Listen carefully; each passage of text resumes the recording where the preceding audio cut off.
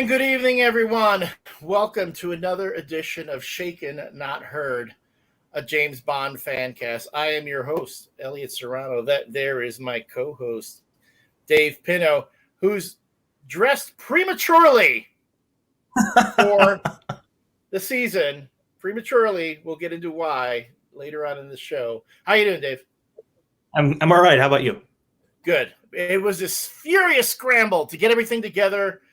Before we got on, we've got a couple guests today. This is going to be a 4-person battle royal, or, we're going to go boom, boom, boom, boom, boom, boom, boom. And we've only done that. I only think we've had 4 people once before. So, yeah, it was Living Daylights. Living Daylights, yes. So today we are talking about Die Another Day, which is the last of the Pierce Brosnan movies.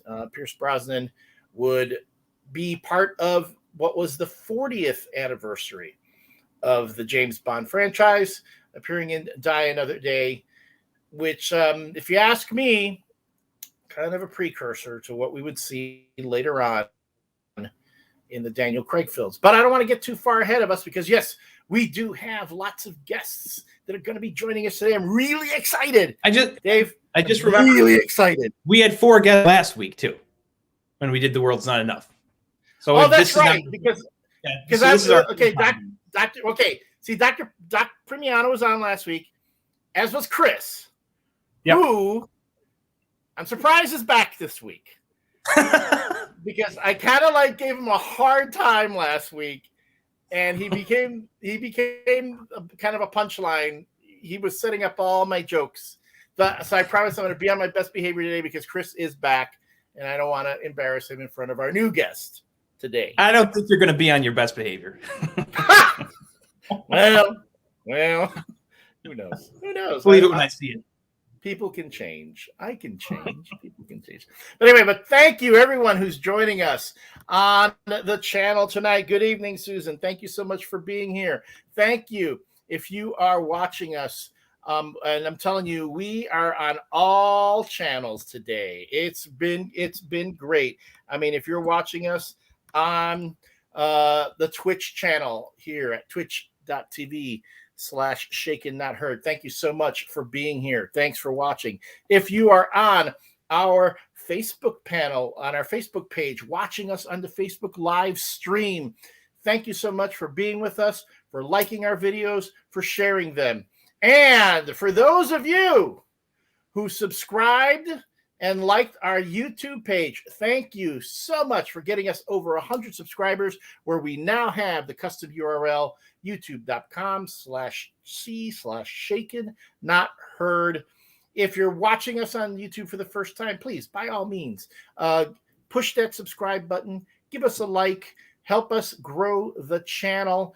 We're just a bunch of folks who love talking about James Bond and the things that surround it, and it's meant to be fun. So thank you so much if you are here being with us. Before, though, we get into the movie discussion, there is that one question that I always ask, Dave. What you drinking tonight? So I am drinking, appropriately enough, a mojito. Not to be found in the Shaken book, but it is something Bond drinks in this film. I actually took this specific recipe from the Die Another Day novelization written by Raymond Benson. And that novelization describes the mojito as 2 ounces of light rum. I use Bacardi, an ounce of lime juice, 2 teaspoons of sugar, small handful of mint sprigs, and soda water in a tall glass filled with ice. So see, I was going to do the same thing. I was going to have myself a mojito, and I couldn't get the mint sprigs. So I'm a little bit ashamed of myself. I really should have, prepared better, which is why I'm just going back to my whiskey. Can't beat that. Can't beat whiskey. So, So, nope, that's not it. Sorry. I'm clicking through all my little banners and stuff here, and I'm not clicking on the right things. So, having said that, we do have And y'all, by the way, I didn't want to ask, is it faithful to the book? Because there is no book that Die Another Day was based on, right? Actually, we could talk about that a little bit. So, shockingly, then I guess I need to throw up the yeah. Is it faithful to the book banner? So there is obviously no, there's no Ian Fleming novel, Die Another Day. There was a novelization, a tie-in written by Raymond Benson, who is also one of the continuation authors in the late 90s and early 2000s. But shockingly, you probably would never think this.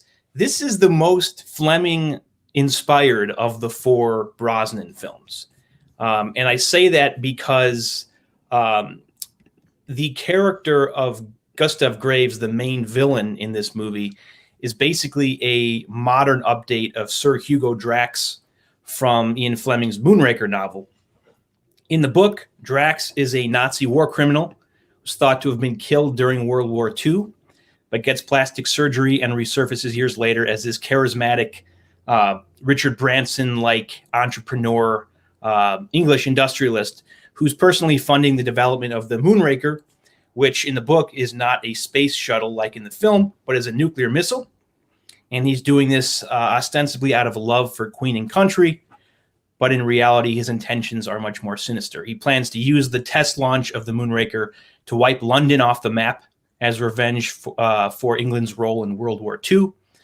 Drax has cornered the market on a mineral called columbite, which is used in the production of the Moonraker, while Graves in the movie claims to have amassed his fortune through a diamond mine in Iceland.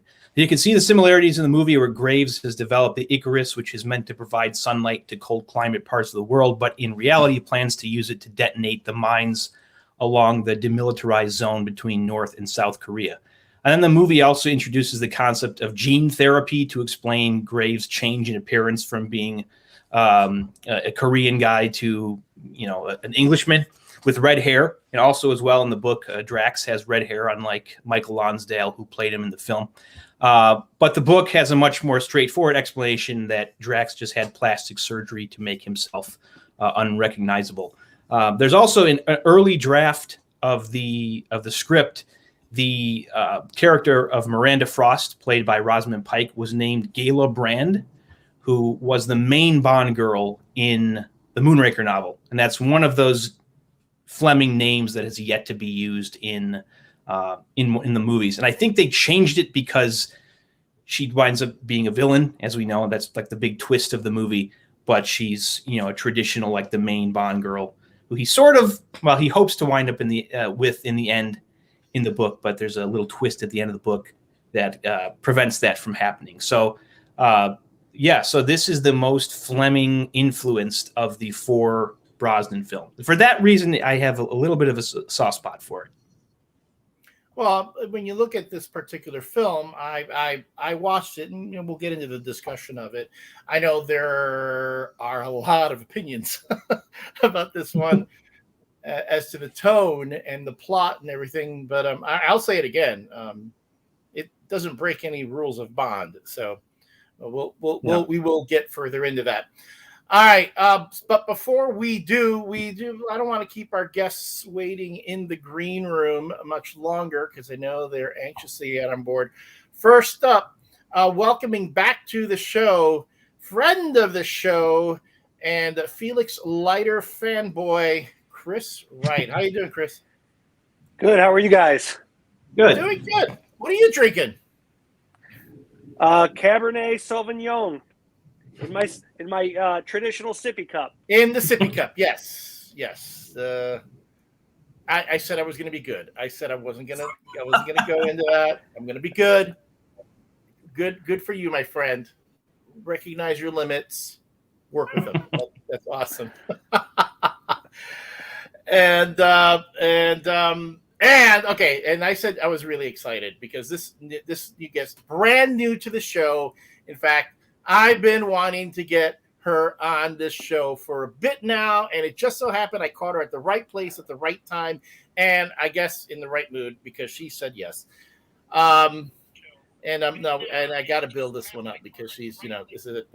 See, when she's not working on confidential matters in Washington, She's traveling the world, alone with a camera in her hand, whether it's wandering around through a dark alley in Chinatown or having a beer in Rio.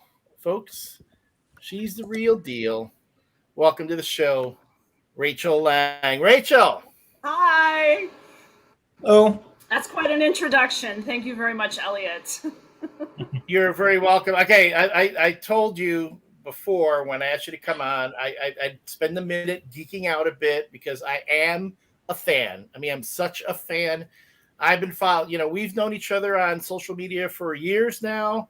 I know you from your photography, from all those, the incredible photos that you share of the sites that you see on your travels, to this, all the great band photography where I swear it looks like you're on stage with the band. And again, you have such I'm always jealous because I consider myself kind of an amateur photographer, and I always try to find that shot. You've got it. So, that's so sweet. Thanks, Elliott. I'm just saying, I got to fanboy out for a moment. And one other thing. Go right ahead. Keep going. Yeah. One other thing, and I'm doing this. It's probably going to be a thing that we add to the show, and it's kind of good because it helps me reuse a graphic that I created for Dave. It's my understanding your birthday just passed. So yeah, it was on Saturday. Happy birthday! Thanks. Yeah, happy birthday. I was sick. Pierce, wishes you a happy birthday. We all wish you here. Oh, thank you. Oh, that's even nice. Oh, that's even nicer. Goodness gracious. We all wish you a happy birthday here on Shaken Not Heard. So we really appreciate you being on with us today. Susan says, hello, Rachel. Stephanie says, hello to Chris. Chris, you've got a little bit of a following tonight here. Wait, Chris, are you a new dad? Am I hearing that correctly? Yes, I am. He's 5 months old. I had to bribe some of my family members to comment tonight. Well, there they are. They go, where is Chris? He's the most interesting. Well, there we go. Tom Wright says, you better not torture my little boy. Did you go crying to your daddy last week about mean old Elliott? No. Folks, if you don't know what I'm talking about, watch last week's episode where we talked about the world is not enough. And Chris made some confessions about his wayward youth, and I couldn't let it go. I was just hammering him on that the whole time. And I literally felt bad afterwards. Mind you, it was funny, but I did feel bad afterwards. I've got thick skin. It was fun. That was good. Well, and as evidenced by you still being coming back this week. All right. So everyone, Die Another Day was, again, Pierce Brosnan's last film as 007. Came out in 2002.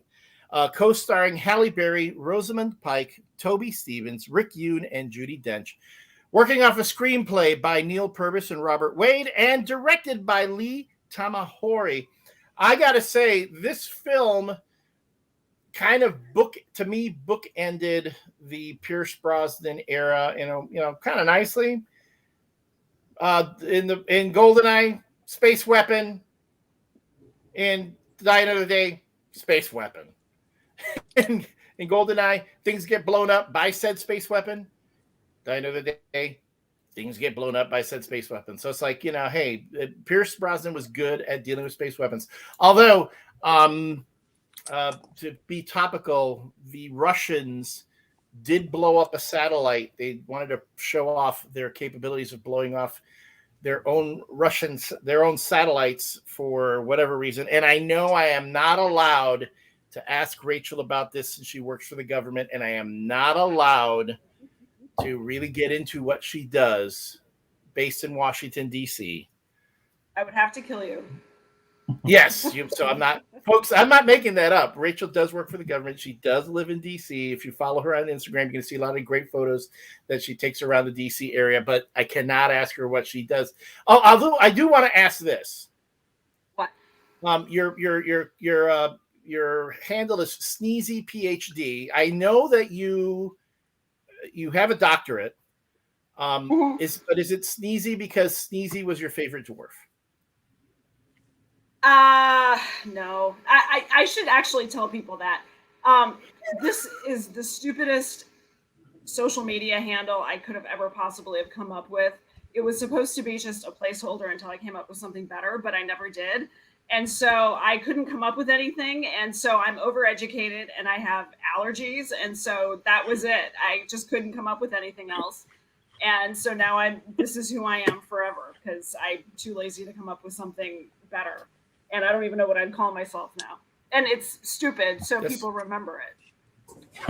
And then my other question, I got to get this out of the way now.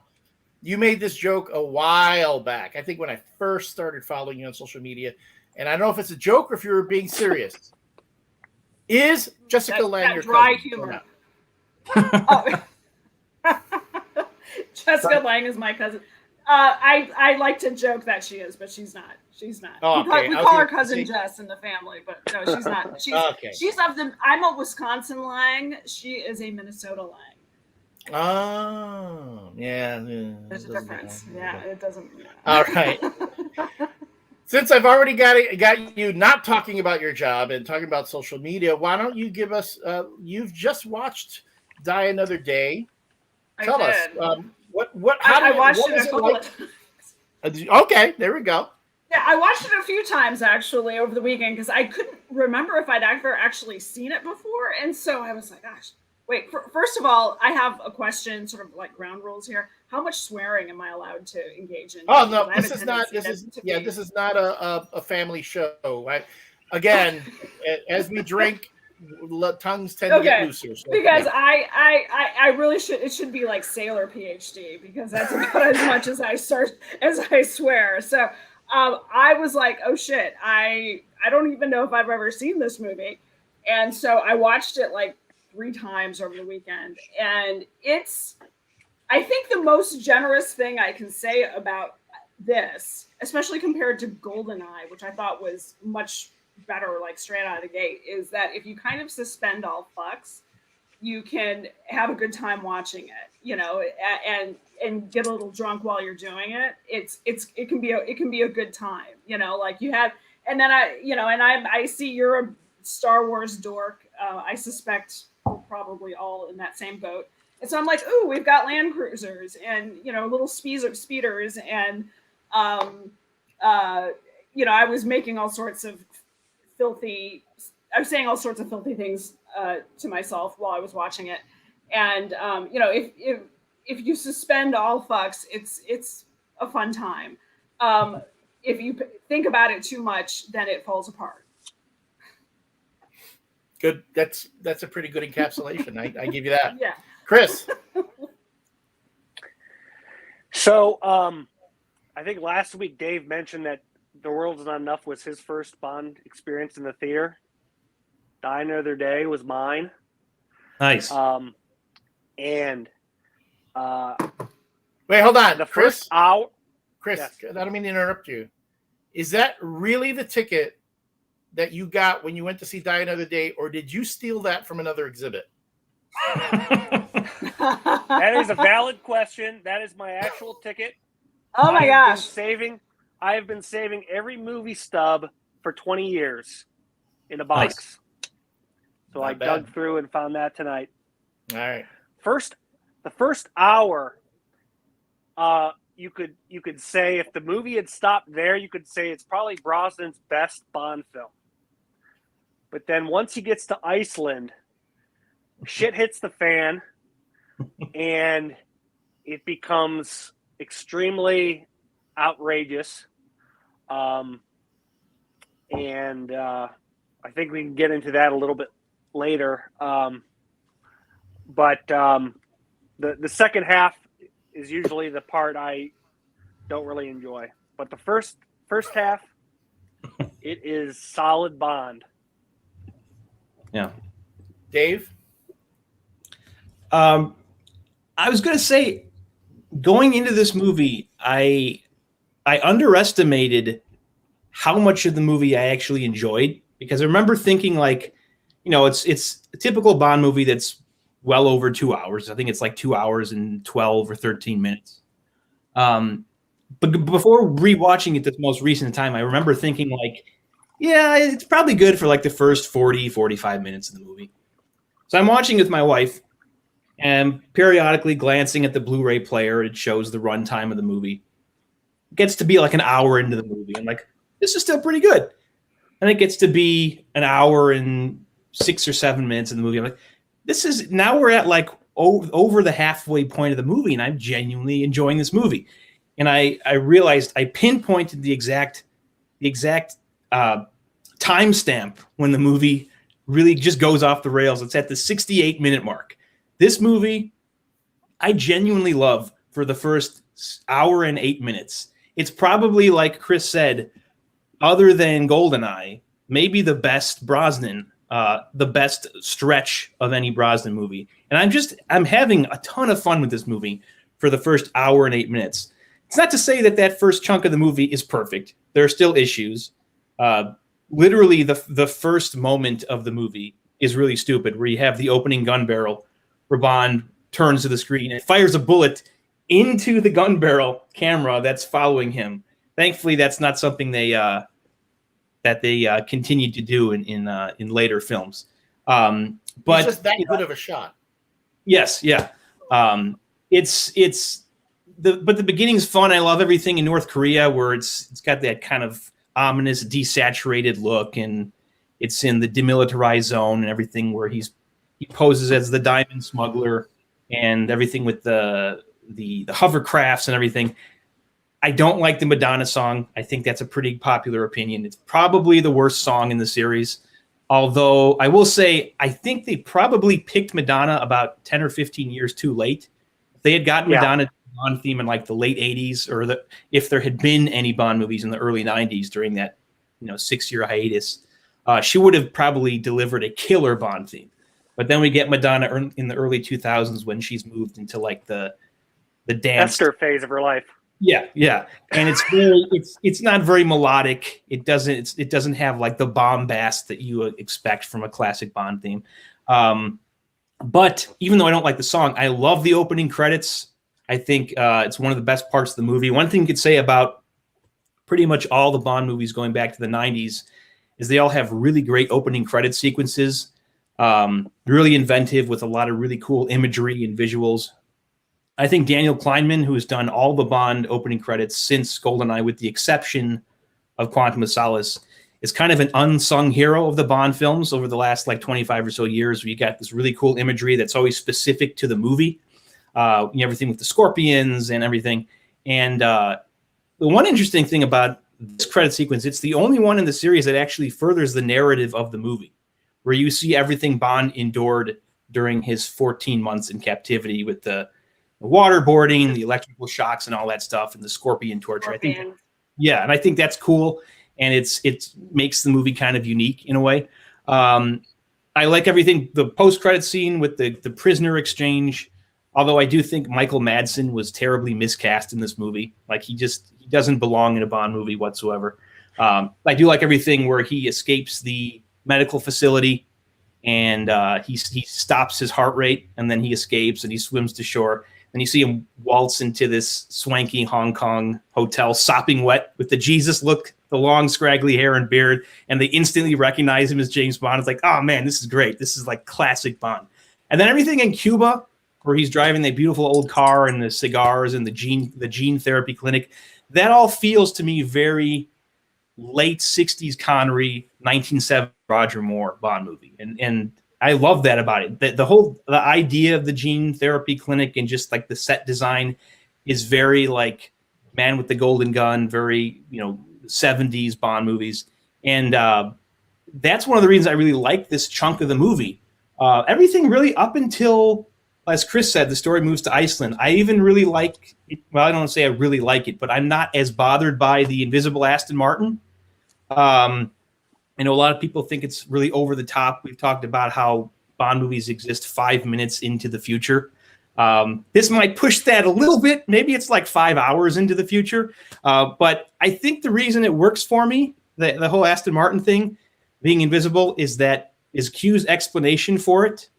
Now, to quote someone on this panel right now, I'm not a doctor, but the technology, the explanation that Q gives that the car is covered in miniature cameras that can capture the surroundings and reflect back on the surface.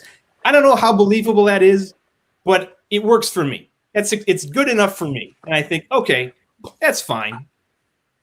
I wrote, I love the invisible Aston Martin. I'd buy that whole explanation, and that's probably because I'm not a doctor. So I just wanted to put that in there. Yeah. And then also, to be quite frank, I like the fact that Bond is back in an Aston Martin. We talked about this when we did Tomorrow Never Dies a few weeks ago with Brad. It never quite sat right with me that Bond drove a BMW, like a British secret agent driving a German car. Bond is a quintessentially, and I have nothing against BMWs. I love the Z3 that he drives in Goldeneye and the Z8 in World's Not Enough. But he's a quintessentially British character. He should drive a British car. And Aston Martin is a brand that's synonymous with James Bond. I can't think of a car brand that's as synonymous with a fictional character or a movie franchise as much as the Aston Martin. Maybe like the DeLorean in Back to the Future, but the Aston Martin. I mean, anytime I'm driving and I happen to see an Aston Martin, regardless of what model is, I think of James Bond. So I'm just happy to see him back in an Aston Martin after him being in a Beamer the previous 3 films. And I like that whole Q scene preceding it where you see all the old gadgets from previous movies, like the jetpack from Thunderball and the alligator from Octopussy. But yeah, like Chris said, once the movie goes to Iceland at the 68-minute mark, everything just falls off the rails. Friend of the show, Brad Hansen, chimes in on the Facebook page that invisible Aston tech does exist, just nowhere near as detailed as shown in Die Another Day. He also says it still blows my mind that Brosnan was the only Bond to be fired from the role after this movie. We'll get into that a bit. Stephanie comments on the Facebook page, Chris's baby is the cutest baby ever. Chris, you've got people talking about your baby on the show. Seriously, how much? I had to pay a lot of money to get these references out there. That's fine. It's like your whole family is out here right now watching. But hey, we appreciate it. We appreciate everyone being on the show and offering your comments. So thank you so much. I just made an observation, and Rachel, I don't want to out you right now, but it seemed like when Dave was talking about waterboarding and torture, you were nodding like you really know a lot of specific stuff about that sort of thing. And again, I know you work for the government, and guys, none of us can say that we're a doctor, but actually, she can. Anywho. Yeah, the waterboarding, the torture, the scorpions in particular, struck a nerve and looked familiar. Okay, I don't want to be getting a phone call later from like your boss or something. So let's. Thank you. Lehman says the Aston is still cool, even when you can't. I will say that the bit with the invisible Aston Martin, I know folks did have a problem with it. I didn't have so much a problem with it. Why? Because almost that very same gimmick was used in an issue of Captain America, but Captain America was driving a vehicle that he wanted to be able to camouflage. It was as he was driving across the country, except it wasn't a cool car like an Aston Martin. It was essentially a van. I mean, he was driving the Mystery Machine. It could turn invisible when he needed it to. And I was like, really cool. But Cap, couldn't you have found like a Mustang? Well, I know you, Dave, you're not a fan of Mustangs, but Captain America in a Mustang. I'm not a fan of Mustang. I like Bond I don't mind when Bond drives cars that are not British or whatever, like when he drives a Mustang in Diamonds Are Forever, when he drives an AMC in Mad Golden Gun. Difference is he just uses those out of necessity given the situation he's in. It's not a car that's issued to him. It's like there's that one, is it Hammerhead? Is it the comic where he gets the car that he has that's like, and it's clearly supposed to be a Mustang. It's like MI6, I don't think would issue Bond an American car. But to me, he should be in a Lotus or Aston Martin or a Lotus or bust. Talking about the cars, and real quick, what my experience was like is very similar to what you're saying. Oh, by the way, Dave, at 1 hour 8 minutes, what exactly happened? What was that moment? I want to know the Ralph Wiggum moment where if you slowly progress, advance the video, you can see the exact second your heart tears in half. What moment was that? It's the establishing shot of Iceland. Oh, okay. And the camera does that weird like stutter thing where it like zooms really quick and then stops. And that's like the movie is plagued with that. And that's one of my nitpicks with this movie is some of the camera work. They're called speed ramps. Speed ramps, yes. Yeah. Brad, again, Bond should never be issued a friggin' Mustang. He can rent one in diamonds, though. Yeah. Good. Thanks for offering that, Brad. Speaking of the invisible Aston Martin, there is a brand new Instagram account. I forget the handle, but it's this guy taking pictures of the outdoors and putting a red circle around Bond's invisible Aston Martin. And every day there is a new shot with. The other day, I think Bond was on the roof. It's very very comical. Have any of you seen the Invisible Man movie with Elizabeth Moss that came out a year or two ago? Yes. Similar technology. Yeah, I was going to say, I don't want to give away too much if you haven't seen it because it's kind of part of the plot twist, but it's a similar technology. So this was this first time rewatching Die Another Day since I saw that movie. And the explanation was so similar that even more so made the on-screen explanation that Q gives much more acceptable to me. Like, oh, okay. Nobody seemed to have a problem with it in The Invisible Man, so why not apply that same technology to a car? When I was watching Die Another Day, it's funny. I wasn't able to watch the entire movie in one sitting like I normally do. I watched it for a bit, and then I stopped because I started late, and I thought, okay, I'll catch the rest of it in the weekend. And then I started up again about, I want to say it was like a day or two later. It felt like I was watching two different movies, considering, how it started and all the, like, as you guys said, that all that stuff in the beginning really seemed really grounded. And then you pick up again. To me, it just it lost me when Halle Berry comes up out of the water and Bond starts hitting on her right off the bat. And next thing you know, they're in bed together. Yeah. And I kept waiting for there to be sort of a reveal, like Halle Berry knows who Bond is, and they both kind of know who each other are. And that's essentially why they're flirting and, betting each other. Because, Halle Berry's, she's like, hey, I'm here for a while. And he's a good looking dude. And we're both on a mission. And I'm bored. So we might as well get it on for now while we can. Because then she shows up later and Bond's not even like, what the hell, But why? I thought you were some gal on the beach, but apparently there's more of a story to you. And then it kind of gets a little nutty after that. And then I will say my biggest nitpick of the entire movie, because I can accept a lot of things. I can accept the Iceland, the ice castle. I can accept the invisible Aston Martin. I can accept yet again Bond betting every woman he meets because that's what Bond does. I can accept, the plot twists. The yet another space laser, fine. What I can't accept is that you can buy off an MI6 agent just by helping her win a gold medal. It seemed like that was just too far for me. I helped her win a gold medal, so now she's indebted to me. I'm like, seriously? That's it? That's all you got to do to get in with MI6? Just bribe one of their agents with a gold medal, and you're in. Like they were lovers as well. Well, yeah, but I mean, it came like, the whole thing was, when I doped up the other competitor and she won the gold medal, I knew she was mine. I'm like, so, okay. Oh, I meant to say another thing. Rachel smiled again, like she's known about these types of things that have gone on in the intelligence community. And no? Okay. Yeah, there are all sorts of, things. There are stories like that. Intelligence officers writing songs for bands. There's. What? The agreement was you weren't going to get me in trouble. I will not get you in trouble. I'm the one getting in trouble. The only person who can get in trouble here is me. All right. All right.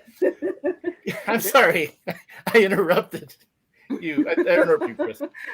You asked me a question and then you I know. Just I can't help it. it. It's like, I can be good. I can change. It's gone from me picking on Chris about him stealing stuff to now almost outing you in the intelligence community, which I really shouldn't. It's quite do. all right. I can. I'm not going to Valerie playing you. I swear, I'm not. All right. No worries. Go on, guys. I'm sorry. I interrupted one of you guys. No, you're fine. I was going to say, did you guys notice when he's in bed with Jinx that she starts cutting him apple slices as if he's a toddler? Did you notice that? With the knife that she had on her bikini knife. Exactly. Yep. I was going to say I haven't done that. I've done that. Of course. I was going to say, I have never had a lover feed me food in bed, which would be awesome. But instead of apple slices, can we make it pastrami? Yes. Pastrami, the most sensual of the cured meat. Spicy mustard. I got to sneak in a Seinfeld reference every chance I get. We do that. We try to Seinfeld and Simpsons references, folks. All right. So how did you all? One quick comment I was going to make.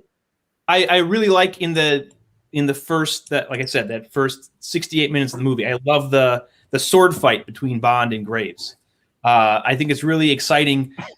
It's really not like anything we've seen in a Bond movie before. There is sort of a sword fight between Bond and Chang in Moonraker, although it's not nearly as intense or thrilling. I think that's a great scene as well, even though the cameo by Madonna is a bit distracting in the start of that scene.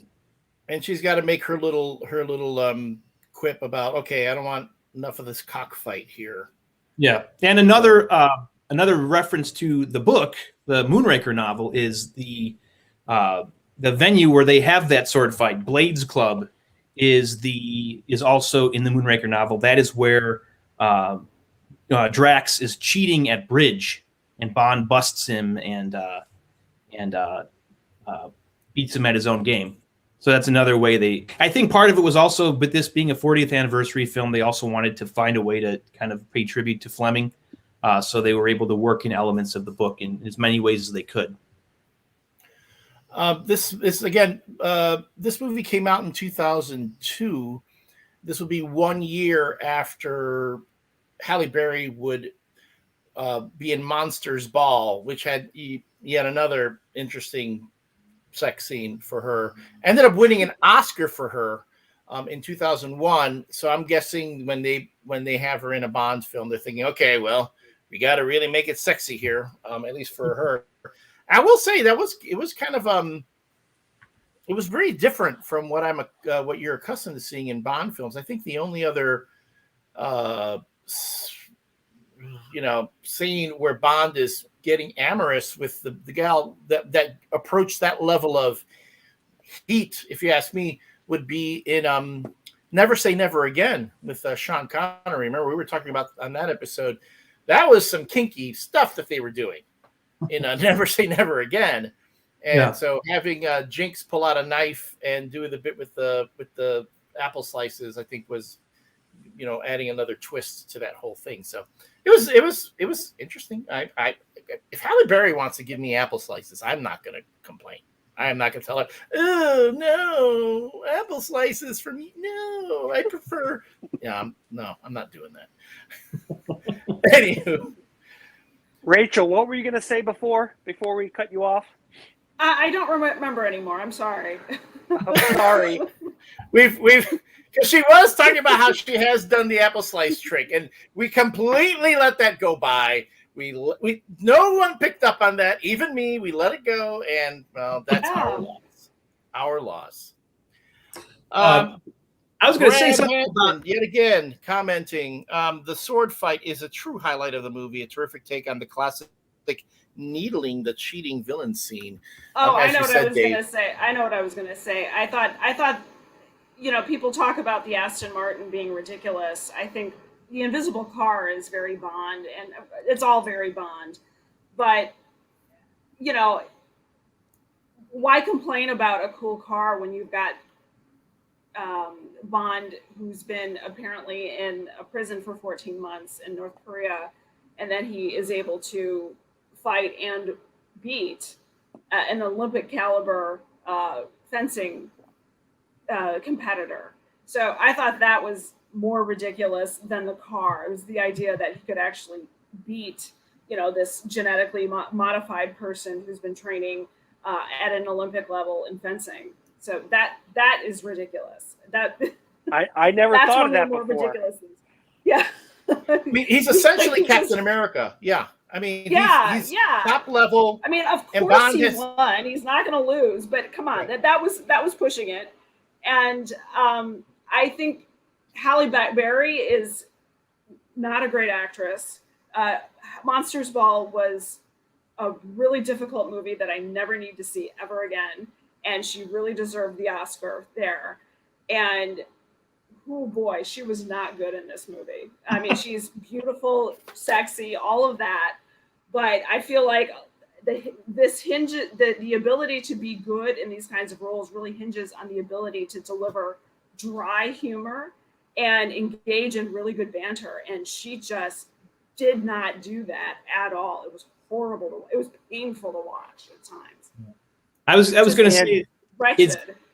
I was going to say Halle Berry's had kind of this weird career where you look at a lot of movies she did pre Die Another Day, or pre Monsters Ball, I should say, and then anything she's done after that movie. And really, if you look at like her filmography, she hasn't been in a ton of stuff in like the last 15 or so years. And I mean, I was just looking at some of the other movies she's been in. I don't think she ever did anything that got her any sort of critical acclaim in the way that Monsters Ball did. That was definitely like a light in a bottle role, like right actress, right role, right time. But like nothing she ever did ever came close to that. And as Elliott said, by the time this movie came out, because Monster Ball was released in 2001, so she would have won the Oscar the following year, I think. Spring. And she actually got the award during the production of this movie. Yeah, so they had to fly her out to LA for that. Yeah, so I believe to this date, she is the only Academy Award-winning actress to play a Bond girl. I believe that's correct. I don't think there's been any others. Judi Dench. Right? Yeah, I suppose. Didn't she win an Oscar? But does she qualify as a Bond girl? Yeah. Well, she was a better Bond girl. She's definitely a better Bond girl than Halle Berry was in this movie. Yeah, I agree there.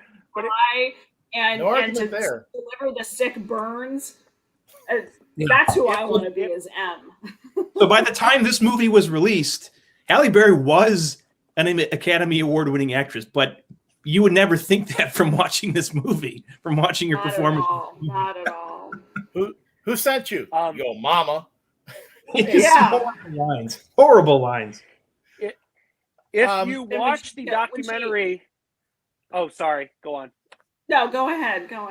I was going to say, if you watch the documentary Bond Girls Are Forever that came free with the DVD, they do lump Judi Dench in with the Bond women.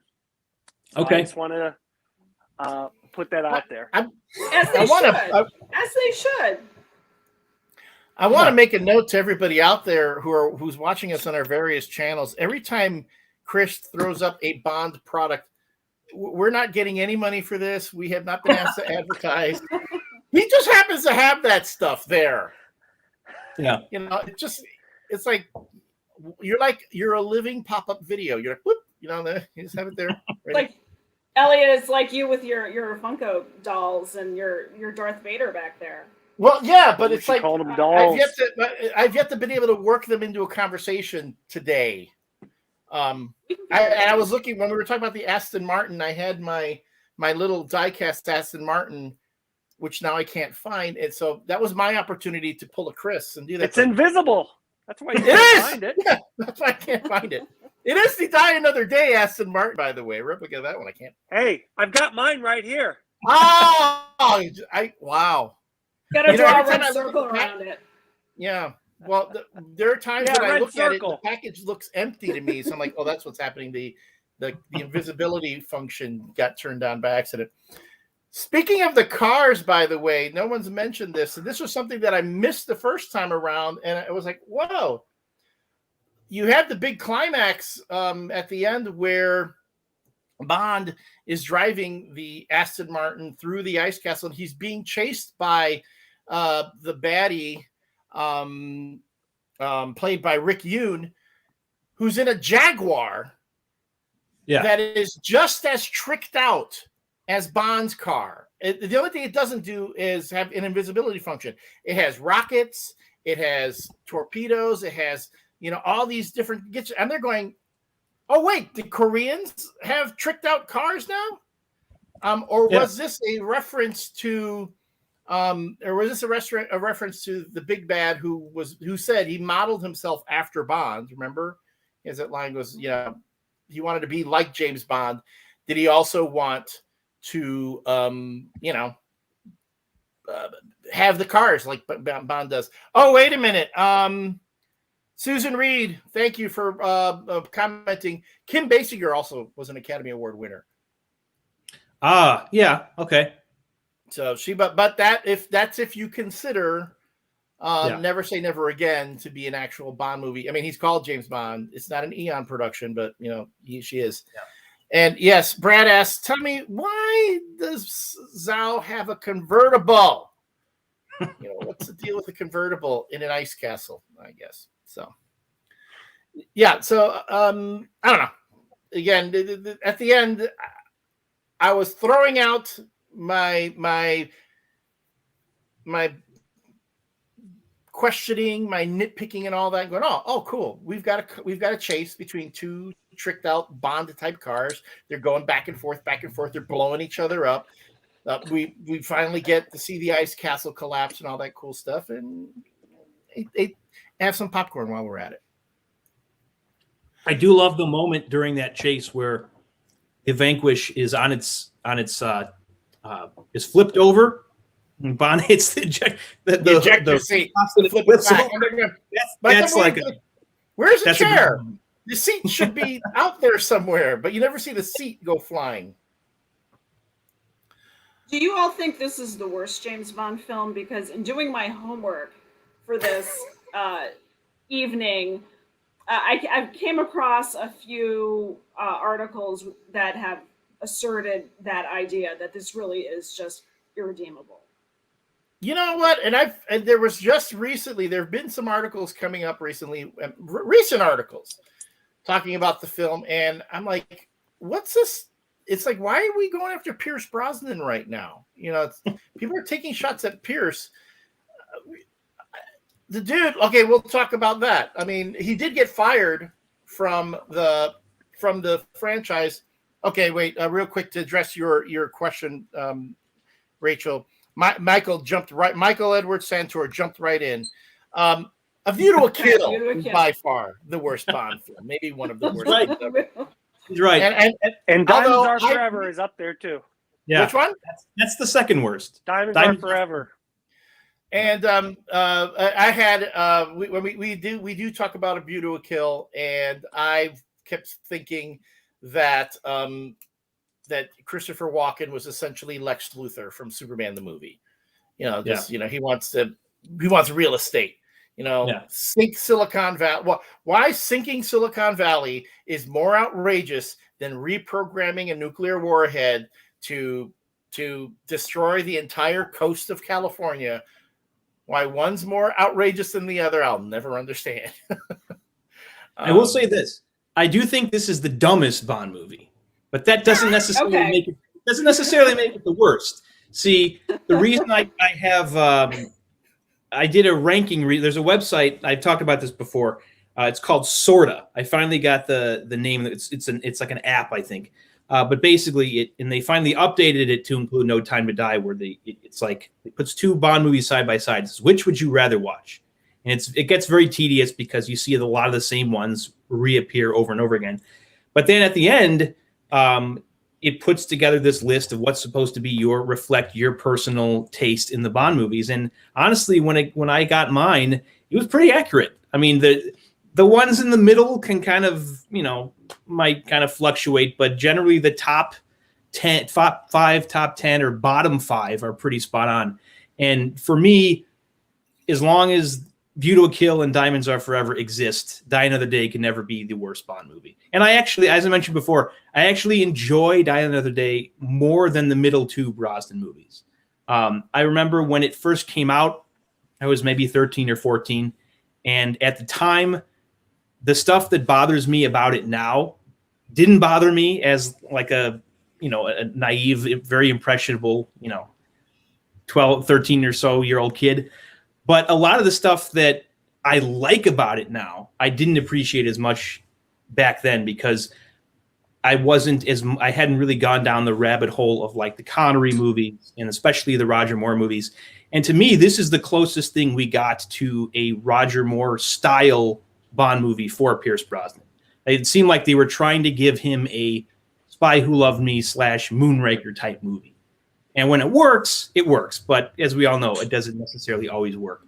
But I think what I've come to accept about my taste in Bond movies is that I will take a Bond movie that's dumb and loud and over the top, but still consistently entertaining any day of the week over one that's maybe a little bit more plausible or realistic, but it's kind of dull and slow. And that's my big issue with View to a Kill. I think it's very bland. It's definitely not as outrageous as this movie, but it bores me to death, which I think is probably the worst thing you could say about a Bond movie is it being boring. And it's never done anything for me. I keep thinking that one day I'm going to revisit that movie and something's just going to click and be like, oh yeah, now I finally get why people like this. But it's never happened. And I don't think it's ever going to happen. Brad chiming in again. Brad is one of the hosts on the Ultimate Bondcast. Says on the Ultimate Bondcast, the average ranking for the 5 of us put Die Another Day at 23rd out of 26.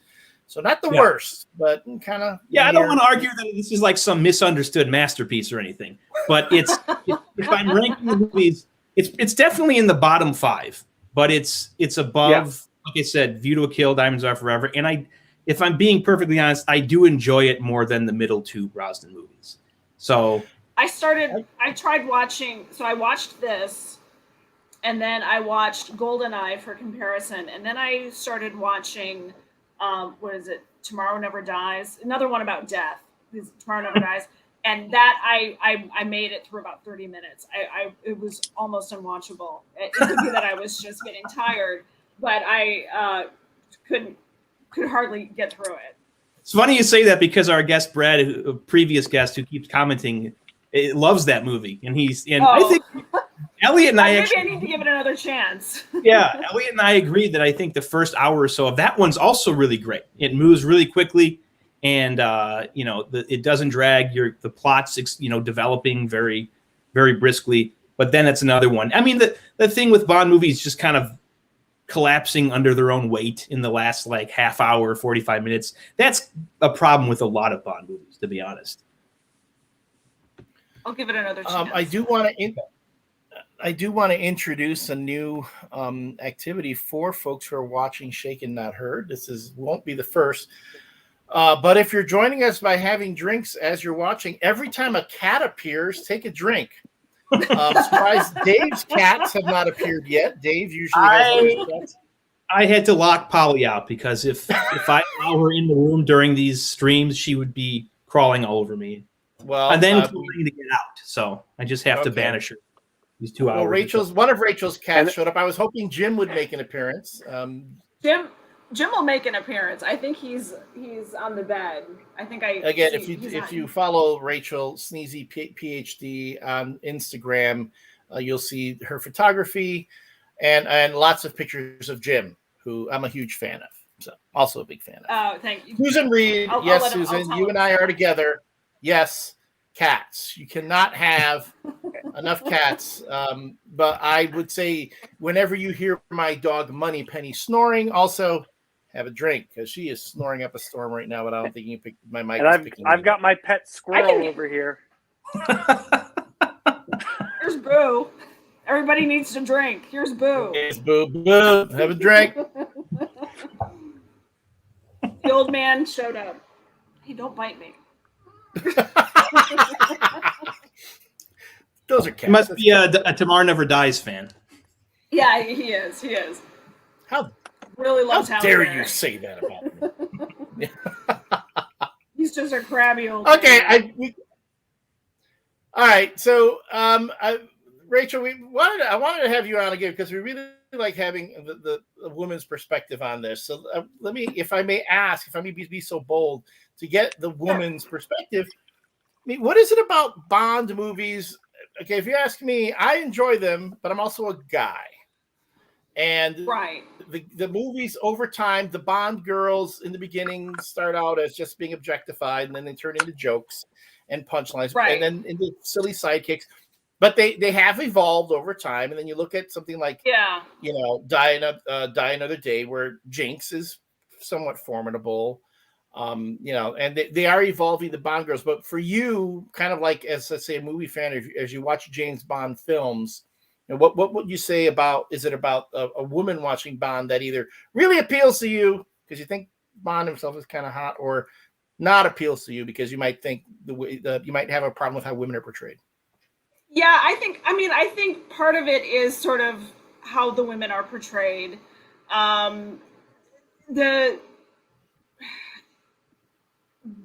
Sometimes it's a little, I'm trying to think here. In Goldeneye, I could tell that they were trying to establish that, they were kind of trying to enter a new era and trying to modernize Bond a little bit. Judi Dench was telling him that he was a dinosaur and sexist and all that, and sort of acknowledging those facts about this character, I think helped. And Judi Dench is so awesome anyway, as M. And there just wasn't, I guess there's just not a whole lot that's relatable to me as a woman. There's nothing, there wasn't always a lot in the Bond films that made me think, oh wow, that's like really cool and I want to see more of that. When women are getting painted in gold and people are, when the women are sort of collateral damage, it kind of it's a turnoff. Sean Connery is obviously an incredible Bond. Personally, I like Pierce Brosnan as Bond. I've always been, I told you privately, Elliott, I'm a huge admirer of his. I think he's just a work of art. I just think he's a beautiful man. And I think he's actually, I didn't know that he got fired. So I would really be interested in hearing more about that. I think he's actually a pretty decent Bond who maybe didn't get the movie that he deserved. And somebody somewhere was saying that actually his best James Bond film was The Thomas Crown Affair. And so I watched that as well over the weekend to compare to these. And I have to agree with that. Him and Rene Russo are just amazing together. She actually, I sort of, then this is a ridiculous comparison, but it was the only thing I could come up with at the time. When I was watching Rene Russo and Pierce Brosnan in the Thomas Crown Affair, it was like watching Elvis and Anne Margaret. Like Anne Margaret was like the only Elvis girl who really could match Elvis in her presence in Viva Las Vegas, because I've watched a bunch of those movies, and some of the co-stars were good, some not so good, but she was always the best. And I feel like all the other women were sort of interchangeable. Like there was nothing memorable about them. And Jinx is a little bit better. I think Eva Green in Casino Royale is pretty decent, but somebody's laughing.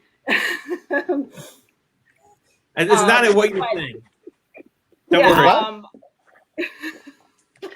I've got people texting me over here. You unintentionally made a Bond reference that would go over probably everyone's head except Chris's. Oh, okay.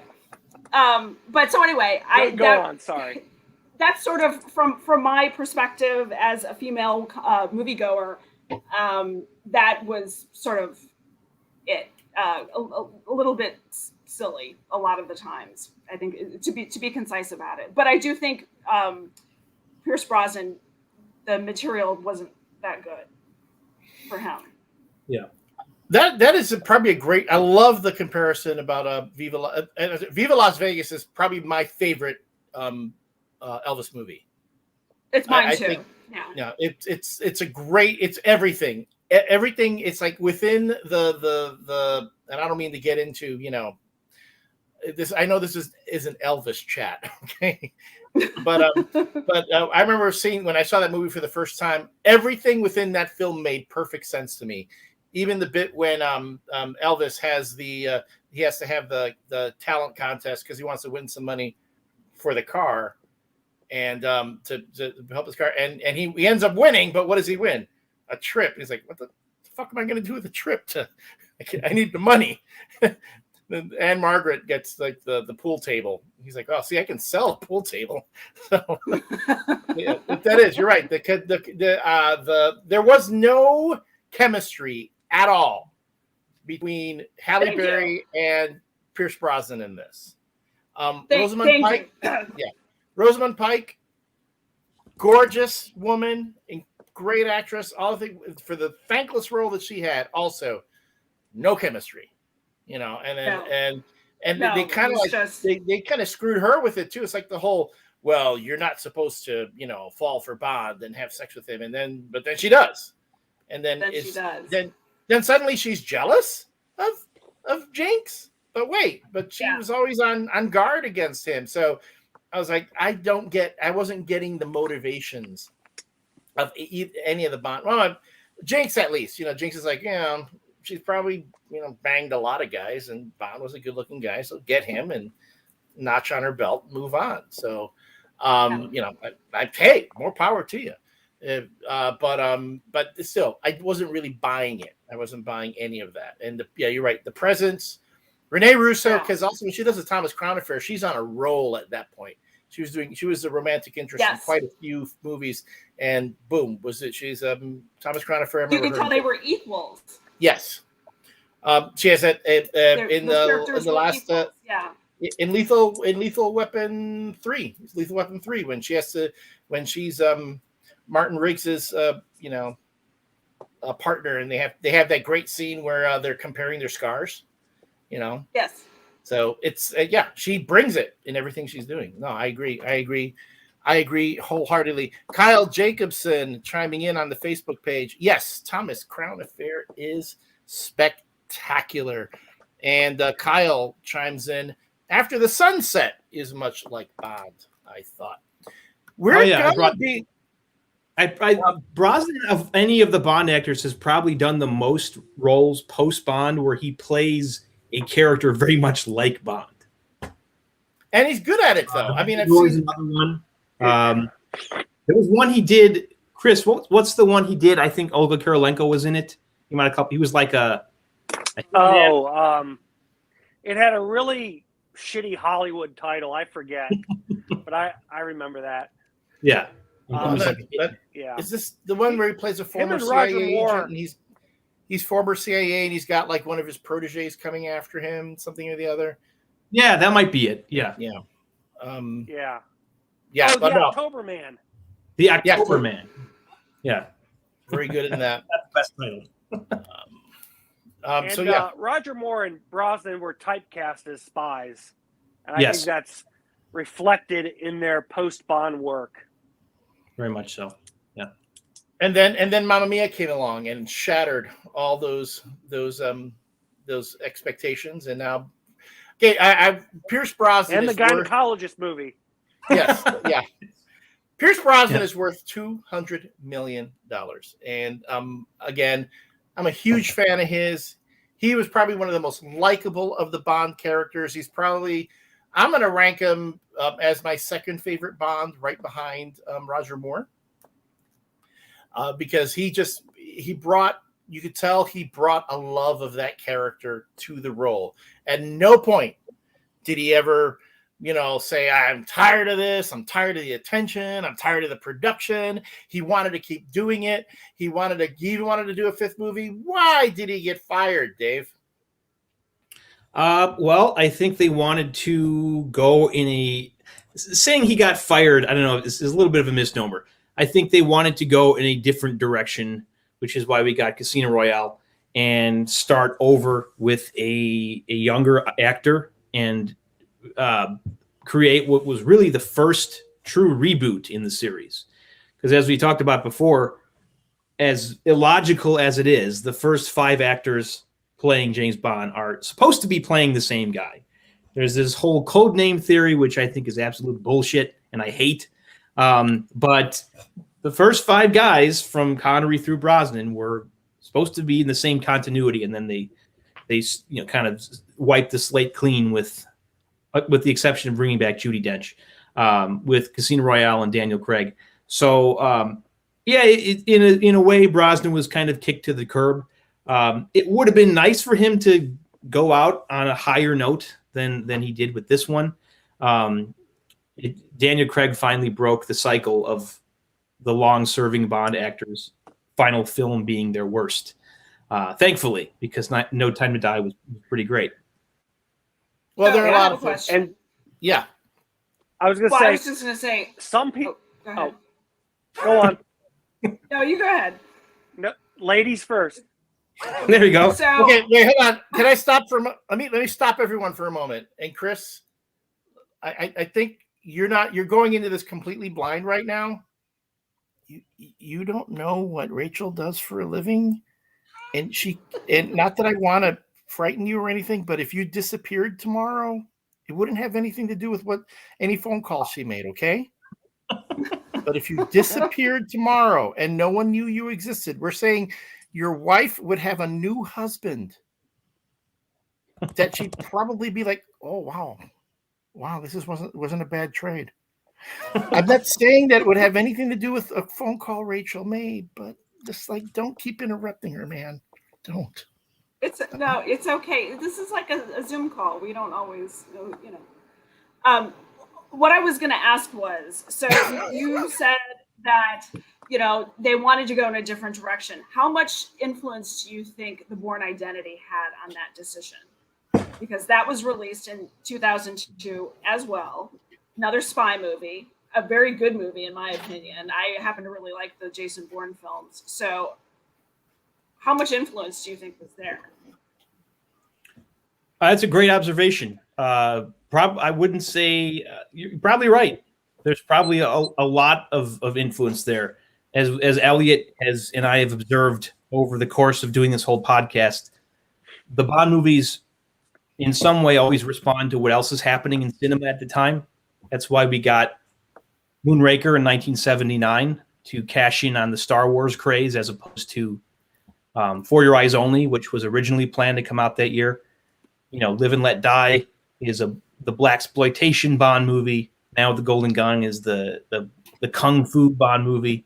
License to Kill is the Miami Vice Bond movie. So they're all in some way responding to other popular trends at the time. So you're absolutely right. I think maybe producers felt at the time continuing in the vein of the really kind of over the top bombastic Bond movies such as Die Another Day was not the right way to go. And they saw how well received the Bourne Identity was, and they wanted to do something similar. And it was just kind of the right moment to go back to the origin of Bond, to go back to Fleming, and we got Daniel Craig in Casino Royale. You were going to say, Chris? Some Bond fans consider the video game Everything or Nothing Brosnan's 5th and final film because the game had a really good plot by the screenwriter of Tomorrow Never Dies. Yep. And Bruce Fierstein. What else did he do, Dave? Did he work on Goldeneye? He worked on Goldeneye and then Tomorrow Never Dies. Okay. Yeah. And so that came out in 2004. So Brosnan had not been fired yet. I think production was supposed to begin in 2004 for his 5th movie. There were a lot of news reports at the time, and I verified this today, that Pierce Brosnan allegedly offered Bill Clinton a cameo role in what was known as Bond 21 at the time, Then, the producers changed their tune. I agree. Bourne Identity series had a big influence on that, as well as Batman Begins, I think. Yeah. Also, they had just gotten the rights to Casino Royale in the late 90s, 99, 2000. So it was like this perfect storm to kind of say, hey, Mr. Brosnan, we're moving on. And I think Brosnan also wanted to do an adaptation, to star in an adaptation of Casino Royale. Like he said, we let's go back to basics, kind of like how Roger Moore was in Moonraker, and then he came back to For Your Eyes Only, which was a much more kind of realistic, grounded Bond movie by comparison. So he had every intention of wanting to take it back into a more serious direction, but unfortunately, he never got the chance to do that. Yeah, and he wanted Quentin Tarantino to direct his Casino Royale, and Quentin was lobbying the producers to do just that, but he was a little too risque for them. Yeah. Then we would have gotten our first R-rated Bond movie for sure. Oh, yeah. I'm surprised that Quentin Tarantino... Falco would have returned. Yes, he would have. Michael Madsen would have come back. Yeah. Yeah, I was going to say, I'm surprised that Quentin Tarantino hasn't done like a Bond-ish or a Bond-type film, because he's done a Western, he's done horror, he's done, all action, all that. Like maybe just create his own version of Bond and do a 60s homage. And Chris, you make some good...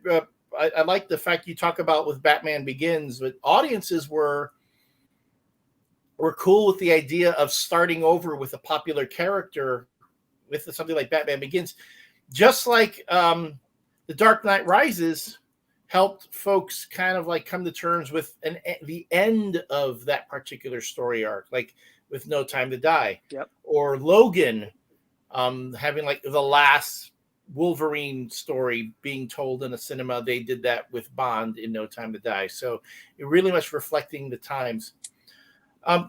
Rachel, I'm not going to say that you necessarily do this in your job, but speaking of code names, as we were saying earlier, what code names would we have? What code names would you give Chris, Dave, and I? If, let's just say, your job involved giving code names, I'm not saying that it does. Oh boy, you're putting considering me on the number of people that you deal with, and you have these calls, and sometimes anonymity is required. What kind of code names would you give us?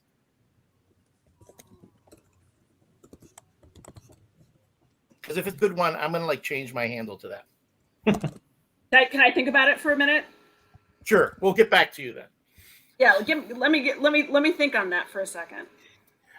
So yes, as Brad said, by fired I mean the only Bond who was actively lobbying to return and was denied by the producers who wanted to do Casino Royale, but with a younger Bond. And it would have been cool to have a last Bond story for for him. I'm wondering if going forward, when they start casting Bond again, if they're going to do that kind of thing, like give each actor who plays the role a complete arc, like a beginning, a middle, and I hope they don't do that, because I think with the Daniel Craig movies, as I mentioned this before, I feel like they kind of wrote themselves into a corner. I think they stuck the landing. I thought all things considered, it ended on a strong note, but going really heavy-handed on the let's connect everything, I think was a little much. I would be perfectly fine if they went back to the style of the earlier films that were very much kind of self-contained, with just a slight continuity, casual references to stuff between the films. The slightest of slight continuity, because characters never aging. Yeah. But you know what I mean, though. There's probably a happy medium between what they used to do and what they've been doing, because I think if they continue to do what they've been doing with what they did with the Daniel Craig movies, you're probably going to find yourself in a similar situation where you have to wrap up this story, whatever it is, in the end, and then you're going to have to constantly reboot it. I don't think you have to keep going in that same direction. I think you can use the template that worked perfectly fine for 40 plus years. Just, maybe find a way to keep things fresh, because obviously it's one of the things with Die Another Day is that everything kind of, it was so ridiculous, and they just kept falling back into the old tropes and cliches. And they kind of eventually did with the Dan and Craig movies at some point eventually as well. But at least Casino Royale was such like a breath of fresh air from what they had been doing, that worked at least to start. I mean, the Bond movies really do they repeat themselves a lot. I mean, it's always, like I said, it's hijacked nuclear weapon, space weapon, submarine. It's like always one of those three things, except for Die Another Day, which was a biochemical weapon. No Time to Die. I'm sorry, No Time to Die. Biochemical weapon that was somehow going to get shot into space, if I remember. I forget, how they were going to get it all over. Like in Moonraker. Like in Moonraker, right. Yeah. So it's like the Bond films themselves, and again, we're talking, you had the same screenwriters making all these films as they've gone along. I would love to be in that writer's room. I would love to be in there with these guys and go, okay, guys, you did that already. Let's go somewhere else. Okay. Yeah. I know Ian Fleming. Let's use the Ian Fleming novels for titles and character names. But let's come up with some new plots. Let's come up with some new things. Because the world, let's face it, the world as we know it right now is a really scary place. And there's a lot of stuff out there that can happen that we can take it, we can amplify it to make it Bond villain level crises, but still keep it grounded. Again, it had Die Another Day come out when it was supposed to, instead of all these delays because of COVID. People would have been pointing at the COVID. No Time to Die. I keep doing that. God damn it. No Time to Die had No Time to Die come out. Too many damn Die titles. Yeah, all the Die titles. Die. That's the name of my new one. Die again.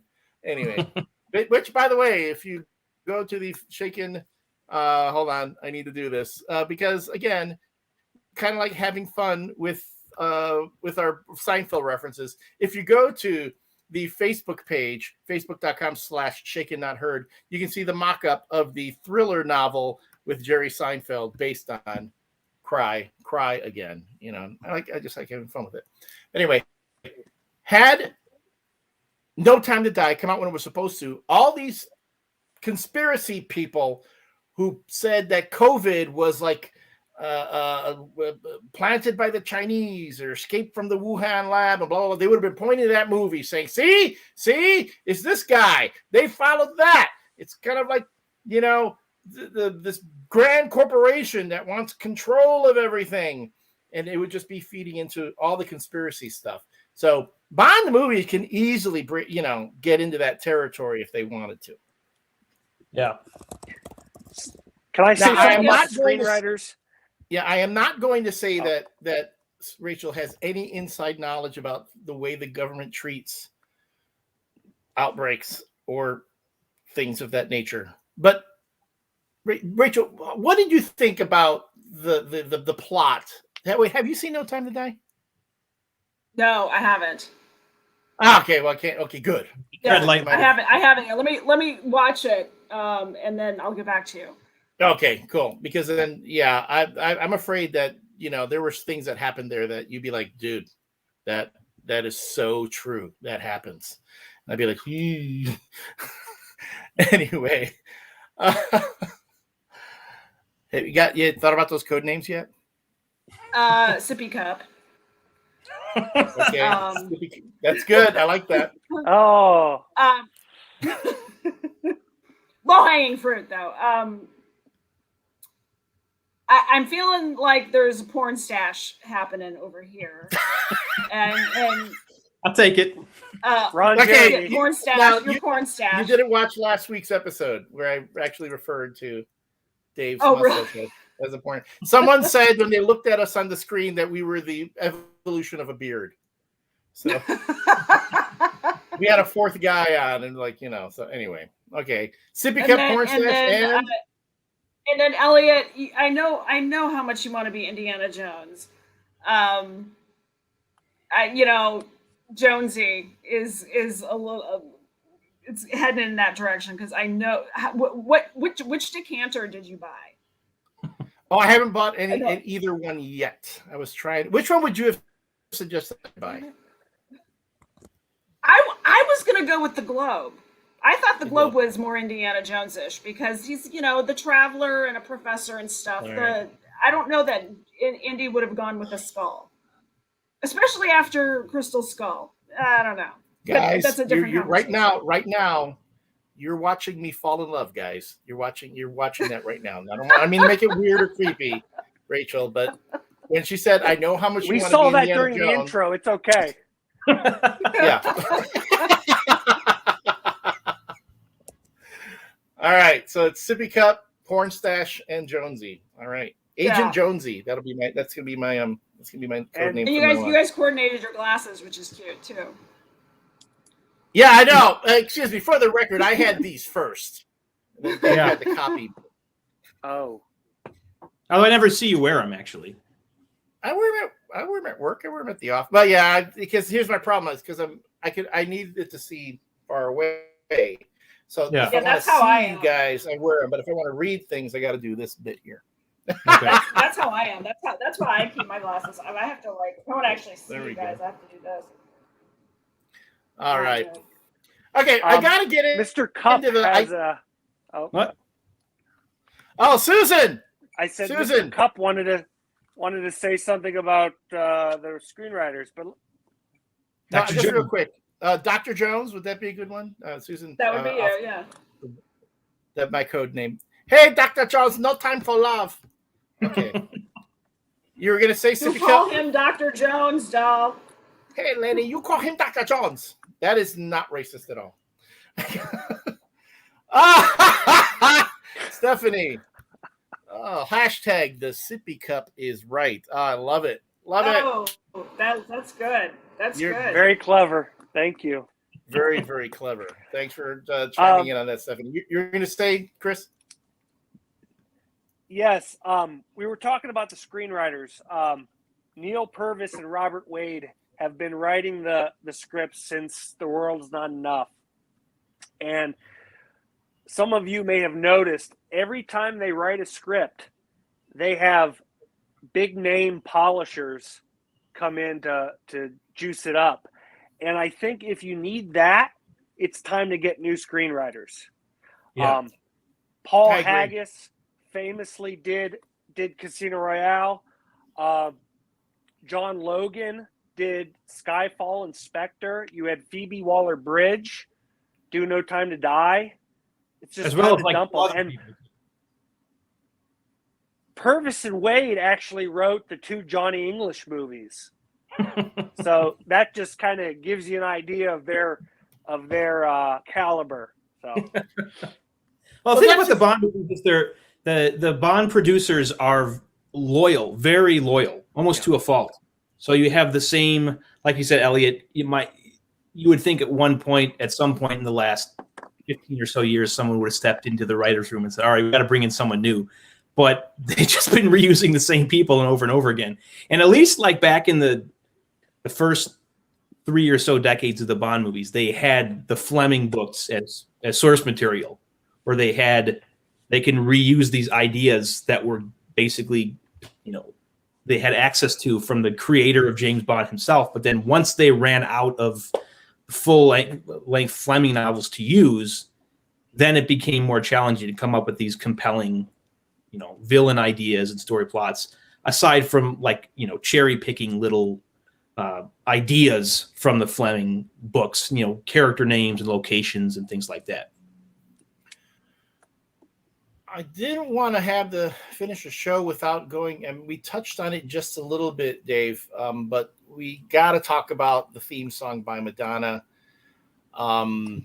It is unfortunate, I guess, to be kind. The thing that there was, I will say that when there were when you heard the notes of the song mixed into the score from time to time. It wasn't too abrupt. I will say I really enjoyed when 007 is in Cuba and you hear the guitar strings playing the theme, and you hear Die Another Day as a guitar, as a Spanish guitar melody. I thought that was kind of clever.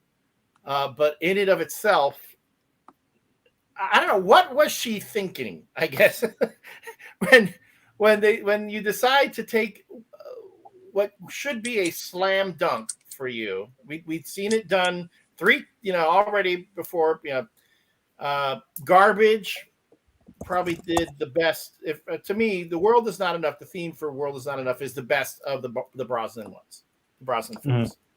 Goldeneye was good. And Tomorrow Never Dies.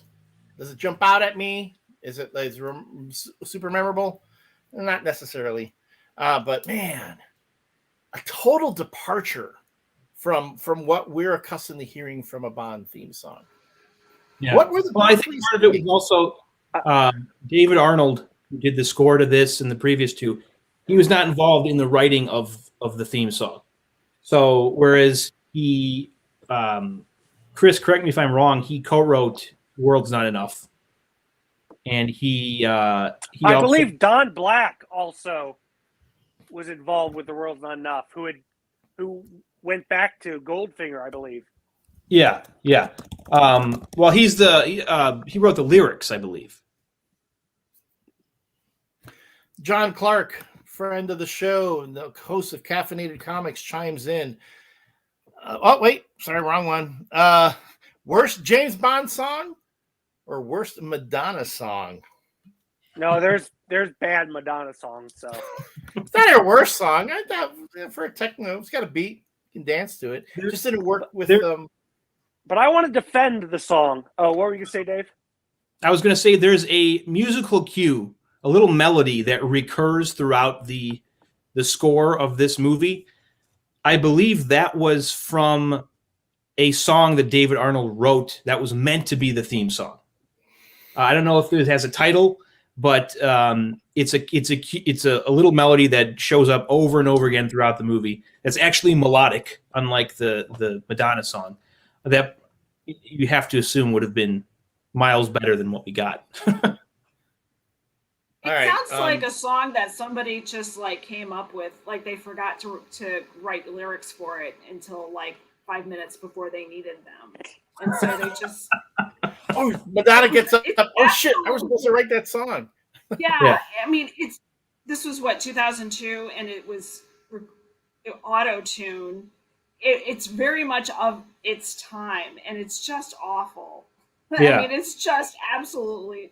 It was so bad that I forwarded through the credits, and I missed the whole business about the narrative sort of progressing actually through the opening credits. I actually missed all of that because the song was so bad. I just couldn't deal with it. And so I was like, oh shit, I need to go back and actually see the Scorpions and all that stuff because I missed it because it was just so horrible. I think one of the things that dates this movie terribly is the music.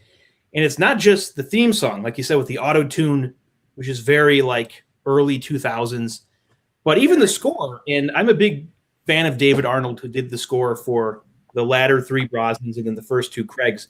But one thing I don't like about his scores, particular for this one, and a little bit to a slightly lesser extent with The World's Not Enough, is you have these action scenes where it's just very frenetic, percussion and not very melodic. And it's and I think that dates the movie more than anything. I would say that this movie has aged quicker in 20 years than Moonraker has in 40 years, because you compare Elliott, I know we've talked about this a million times. I think Moonraker is one of the best, if not the best score of any of the Bond movies. It's got this beautiful, lush, grandiose sound to it, especially all the scenes in space. Whereas this one, the score is very much of its time, of a bunch of other action movies. Sounds like a bunch of other action movies.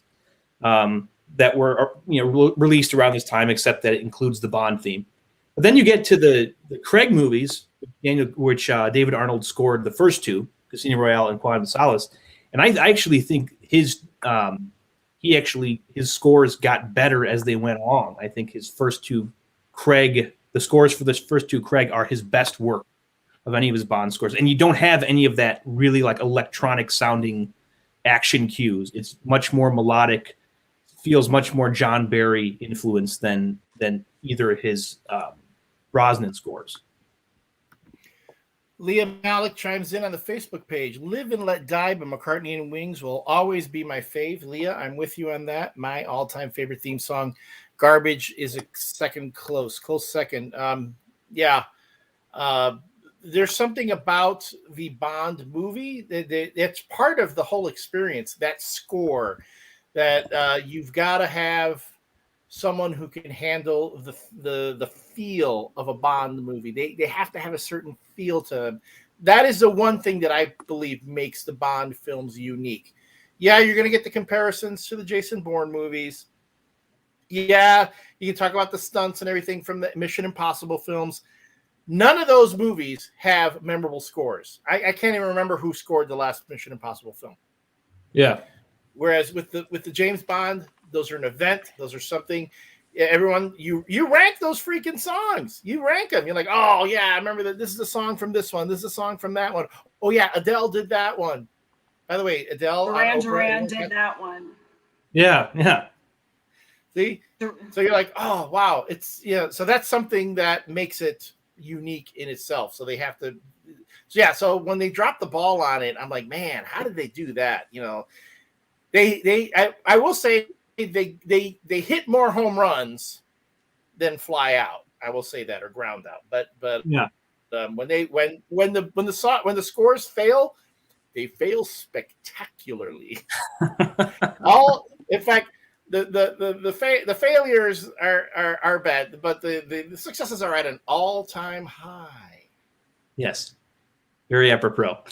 Did anyone else get that? I got that reference on the channel. Anyone who's watching on the channel, did you get that reference? Mike Santori should get that. Mike Santori should get that because that's from his very favorite Bond movie. Yeah, actually, Mike has been commenting, and he's been scrolling by. It's been scrolling by so fast. I've actually been missing him. Oh, okay. Let me just because we talked about him when we were talking about A View to a Kill. Mike said Roger Moore looked like he was melting in that movie, a wax candle. That's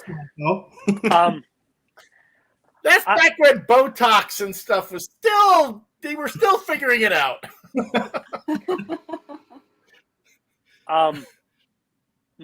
Mike's comments just reminded me of one of my famous stories, and it has a Bond tie-in. Would you like to hear it? Of course. Okay, hold on. Wait. Okay. What? Let me center myself and tell myself I want to be a better person. I'm not gonna. I already like got you afraid of Rachel and her potential to make you disappear. I'm stopping. Go on, Chris. I'd love to hear this story and make no comment whatsoever. Dave mentioned how in the beginning of the movie, Bond walks into the swanky hotel, and while he's, semi-nude and looking like a bum, they still treat him with first-class service. Well, Dave, Mike, and I, about 10 or so years ago, I need to mute myself right now because you have set me up so many different times. I'm going to mute. The three of us flew to San Diego for San Diego Comic-Con, and I had the job of securing the hotel accommodations. So we arrive at the hotel, which I believe was like a Quality Inn or something, and I go up sort of like Bond to the concierge desk, and I try to check in, and they say, "Mr. Sippy Cup, we don't have a reservation for you." I look back at Mike and Dave, and they're about to shit their pants because they're like, we just flew halfway across the country to not have a hotel. Well, apparently, due to a catastrophic water leak in our hotel room, they moved our reservation to the Howard Johnson without notifying us.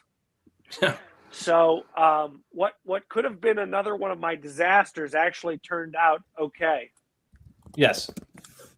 Although you did also give Mike pneumonia unintentionally in the hotel room. I like my rooms a little bit chilly at night. What can I say? A little bit. It was like being in the ice palace.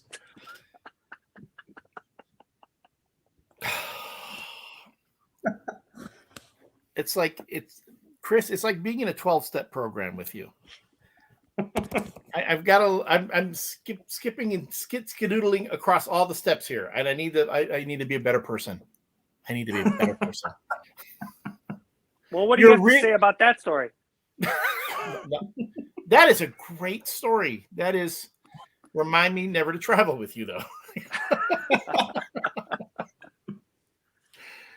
Oh, yes, Michael chimed in, and I still can't get Cliff Bars to this day. I'm not even going to ask. Still can't eat them. Eat Cliff Bars to this day. That was my snack of choice during that trip. Yeah. Chris likes his hotel rooms at a balmy 43 degrees. Good Lord. He gave Mike like permanent pneumonia. Every time I see Mike now, he's talking up a lung. I can't criticize you, Chris, because, dude, it's like freaking, it's below 30 outside. My heat's on. I still got to have a fan on when I'm sleeping. I agree. I'm one of those folks who needs a fan on while he sleeps. Susan Reed. Elliott, behave. Look, I'm trying really hard. I'm trying to be very good for our guest, Miss Rachel Lange, who has been joining us for tonight's conversation about Die Another Day. I'm getting all my dies. You know what we're going to do, Rachel? We're just going to have you on for every movie where they have the word die in it. So, okay. Except for Casino Royale. Everyone wants to be in on Casino Royale. And Casino Royale. That way I can gush over. Everyone wants to be in on that one. Which that way I can gush over the villain. Mads Mikkelsen. Yes. Yeah, that's my boyfriend. Yeah. You and my friend Melissa, who both love Mads Mikkelsen. That's why whenever something comes up on Facebook, I tag the two of you, and you see it before anybody else. I mean, you're on top of that. So half the time, I'm showing you stuff you've already seen. I've got people I don't know sending me pictures of him. Well, better than what they could be. That's right. Despite all of Chris Wright's shortcomings, he's a good dude. Thanks for the walk down memory lane. Chris is a good dude. He endures so much stuff when he's on this show. And I'm so glad, Chris, you have a sense of humor about it. And, of course, you have a 5-month-old baby. Rachel would never make an orphan of your child. I appreciate that. I would never do that.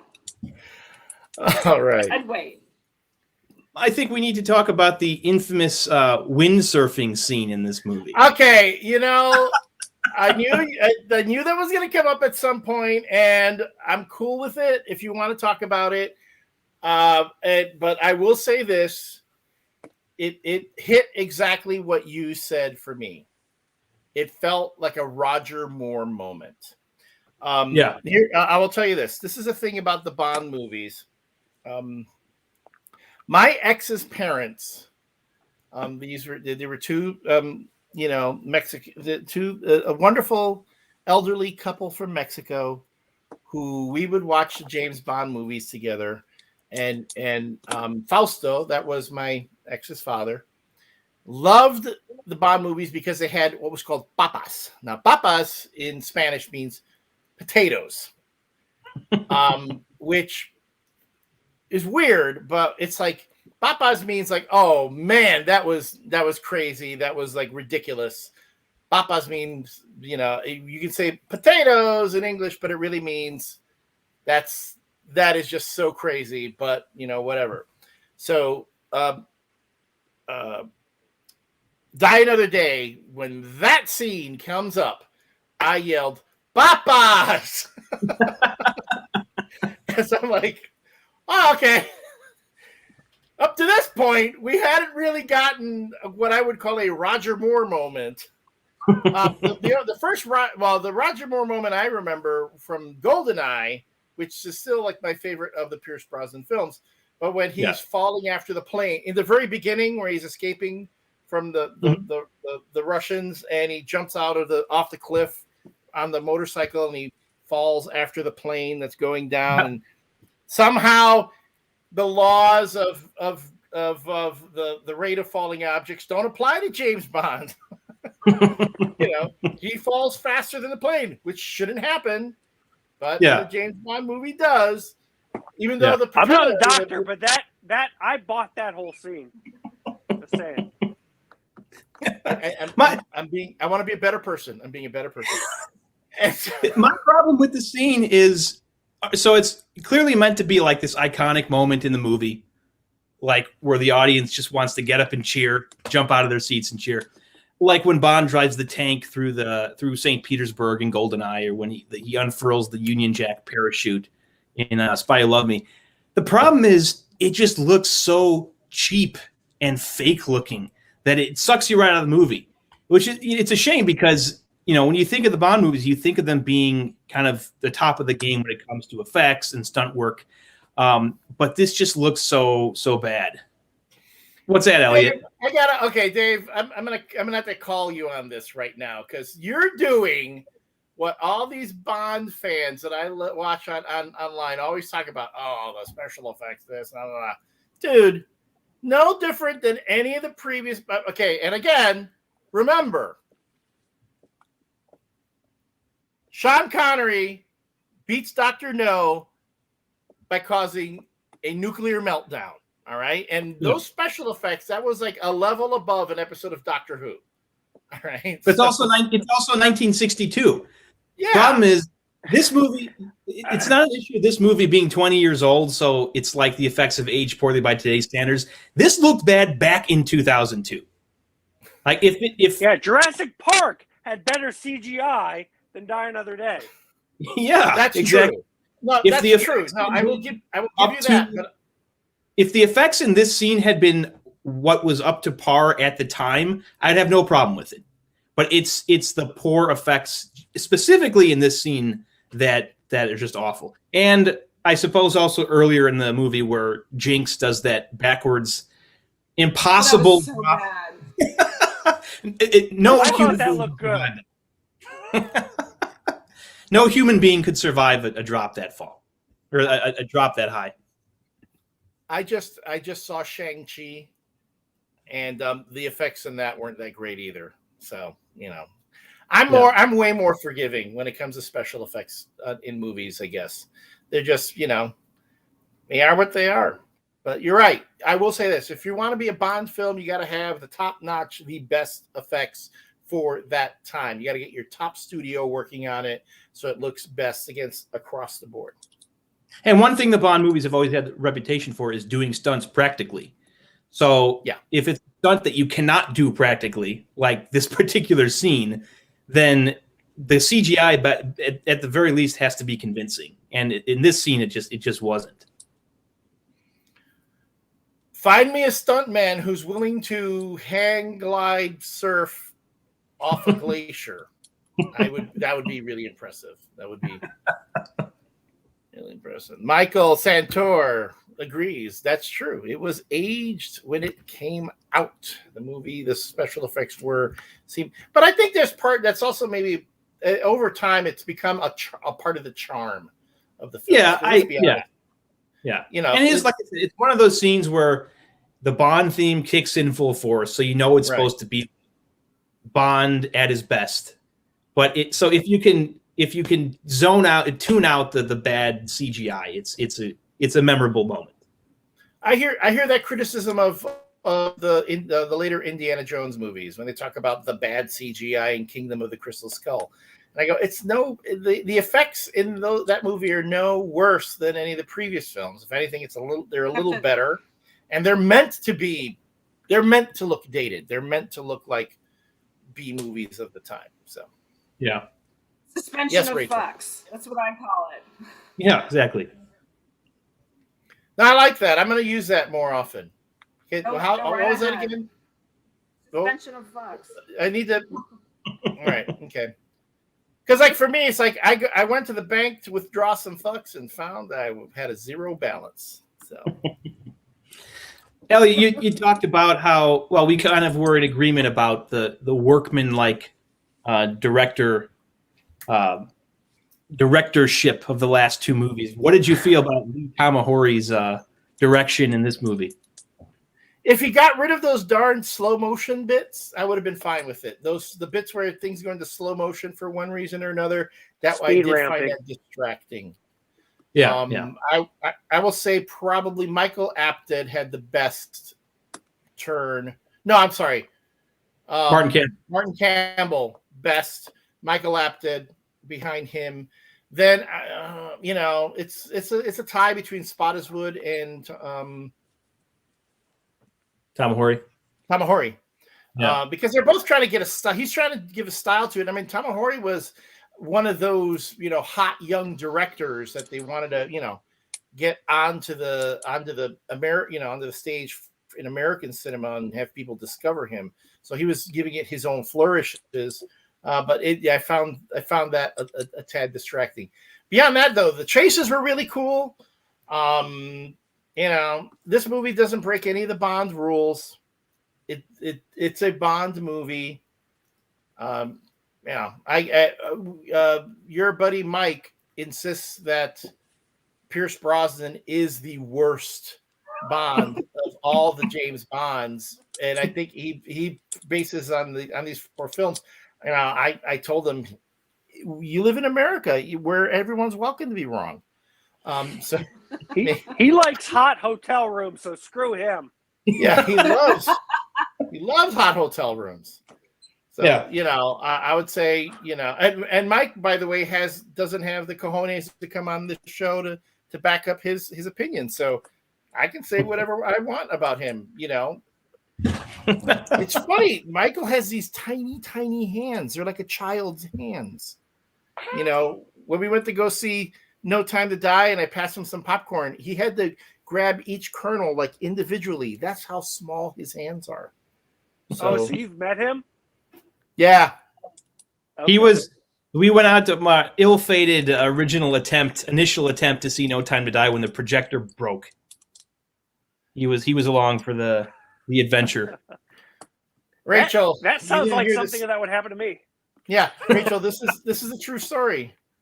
Dave and I, we've talked about this, but Dave and I went to go see No Time to Die at a preview screening, like it was like the night before the official premiere.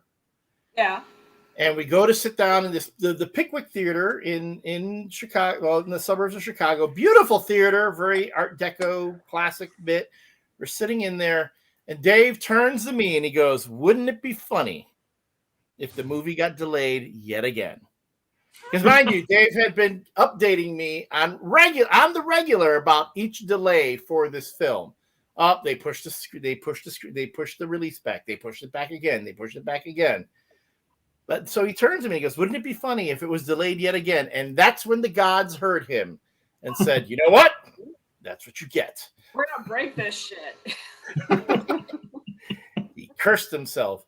Oh, look at that. Mike says, "Let me know. I'd love to come on whenever I get the invite." Mike, you can eat a bag of peanuts. Because I did invite you on the show that night, and you said you wouldn't do it. But hey, maybe, I don't know. Our guest list is kind of tight now. We're booking up now the next few weeks. We could do an episode just dedicated to bashing Pierce Brosnan. We could be on for that. He will have to fight me. And you know what? And I know somebody who can make him disappear. Wait, did I say that out loud? Did I? Oh, okay. You did. Right. You did just say that out loud. Oh boy. Sorry. But you didn't. Anywho. You didn't actually say the name, though. You just No. I'm not saying that someone with us tonight actually works for the government and actually kind of like can know about some of and deal with this stuff. So, anywho, I'm right down the street from the White House. I can do lots of stuff. Okay, right off I gotta ask you that all the barriers are down, right? They took down all the barriers. Yeah, all of that's down. All that stuff. So, but no one's worried about the because remember JFK Jr. is supposed to come back and assume office or something. Yeah, he's supposed to be the vice president. That was weird. But all the stuff is down. It's been a strange year, and I would like, I hope none of that ever happens again, because the militarization of my home was quite a surreal experience. Do you sleep better at night now, knowing that there's someone in the White House that isn't going to like send us to war over a tweet? This is the God's honest truth. I remember about a year ago, when things with the pandemic were starting to get pretty hairy and certain people were still in the White House. I remember being very worried because the White House was actually a super spreader, because there were no precautions being taken, and a lot of the career, as a federal employee, we think about each other, and there are a lot of career folks who work at the White House, people who don't make a lot of money, who are people of color, and who live locally and take public transportation to get to work, and they were getting exposed, and that's a whole other conversation, but that was a mind fuck, if I am to be completely blunt about it. That whole, and then January 6th came around, and I'm like, I have to get off the phone to my boss because I've got to go to the grocery store before we get hit with a curfew. It was just absolutely insane. And then the protesters were coming through my neighborhood. It was nuts. I don't quite have the existential angst I used to have. Thankfully. I'm glad to hear that. But, I'm sure it'll come back. I just like that there's like any drama in the White House has to be generated on the outside. Yeah. Joe Biden swears in cabinet meetings. Seriously? That's what we're concerned about?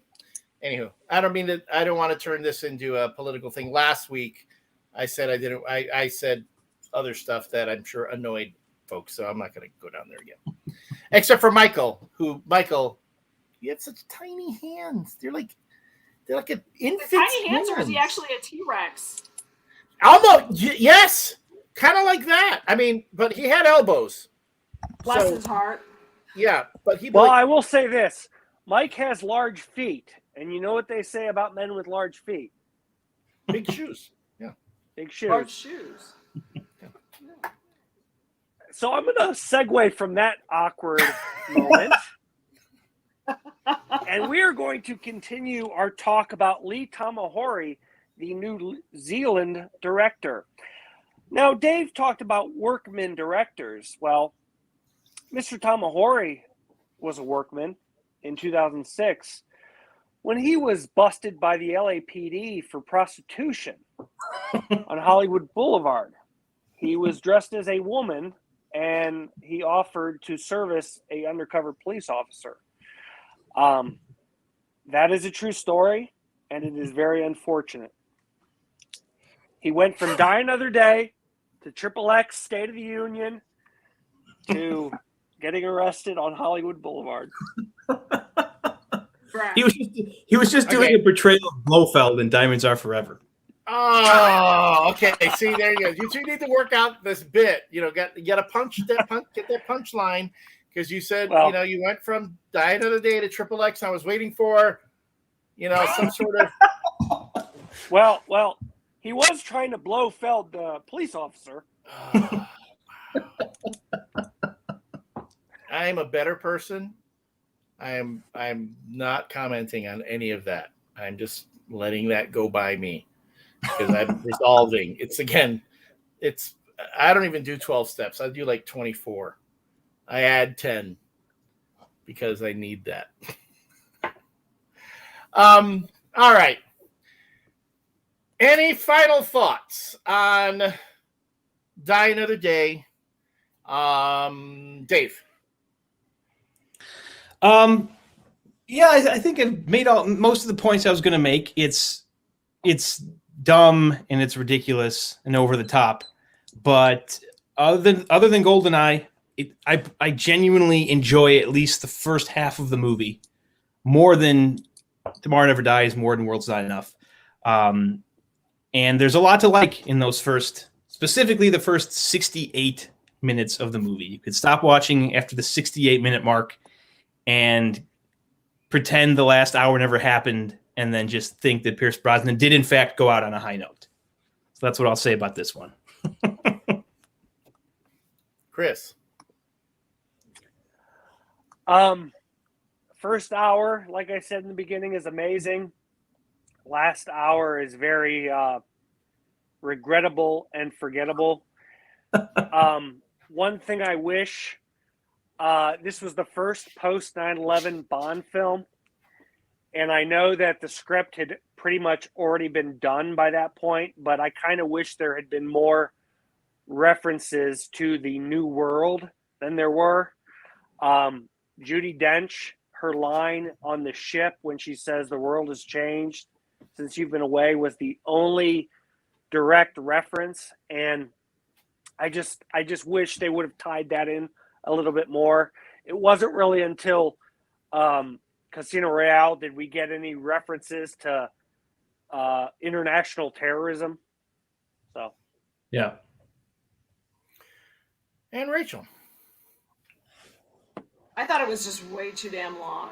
I agree with what you guys are saying about like the first hour. You know, you can have fun with it, and then once you get to Iceland, it really just I'm like, oh, like God, is this movie still going on? I'm just like I'm about to die here, and Pierce Brosnan, I don't think is a terrible Bond, but I possibly am biased. I think the Bond women in this movie were terribly cast. I thought Halle Berry was just not good at all. Rosamund Pike might have been better had she been older. Like if she had been cast as somebody, had she been allowed to age more, she might have been better. I think she was just way too young. I think she's a pretty great actress, but I think she was probably like 22 or something in this movie, and she was just too young for it.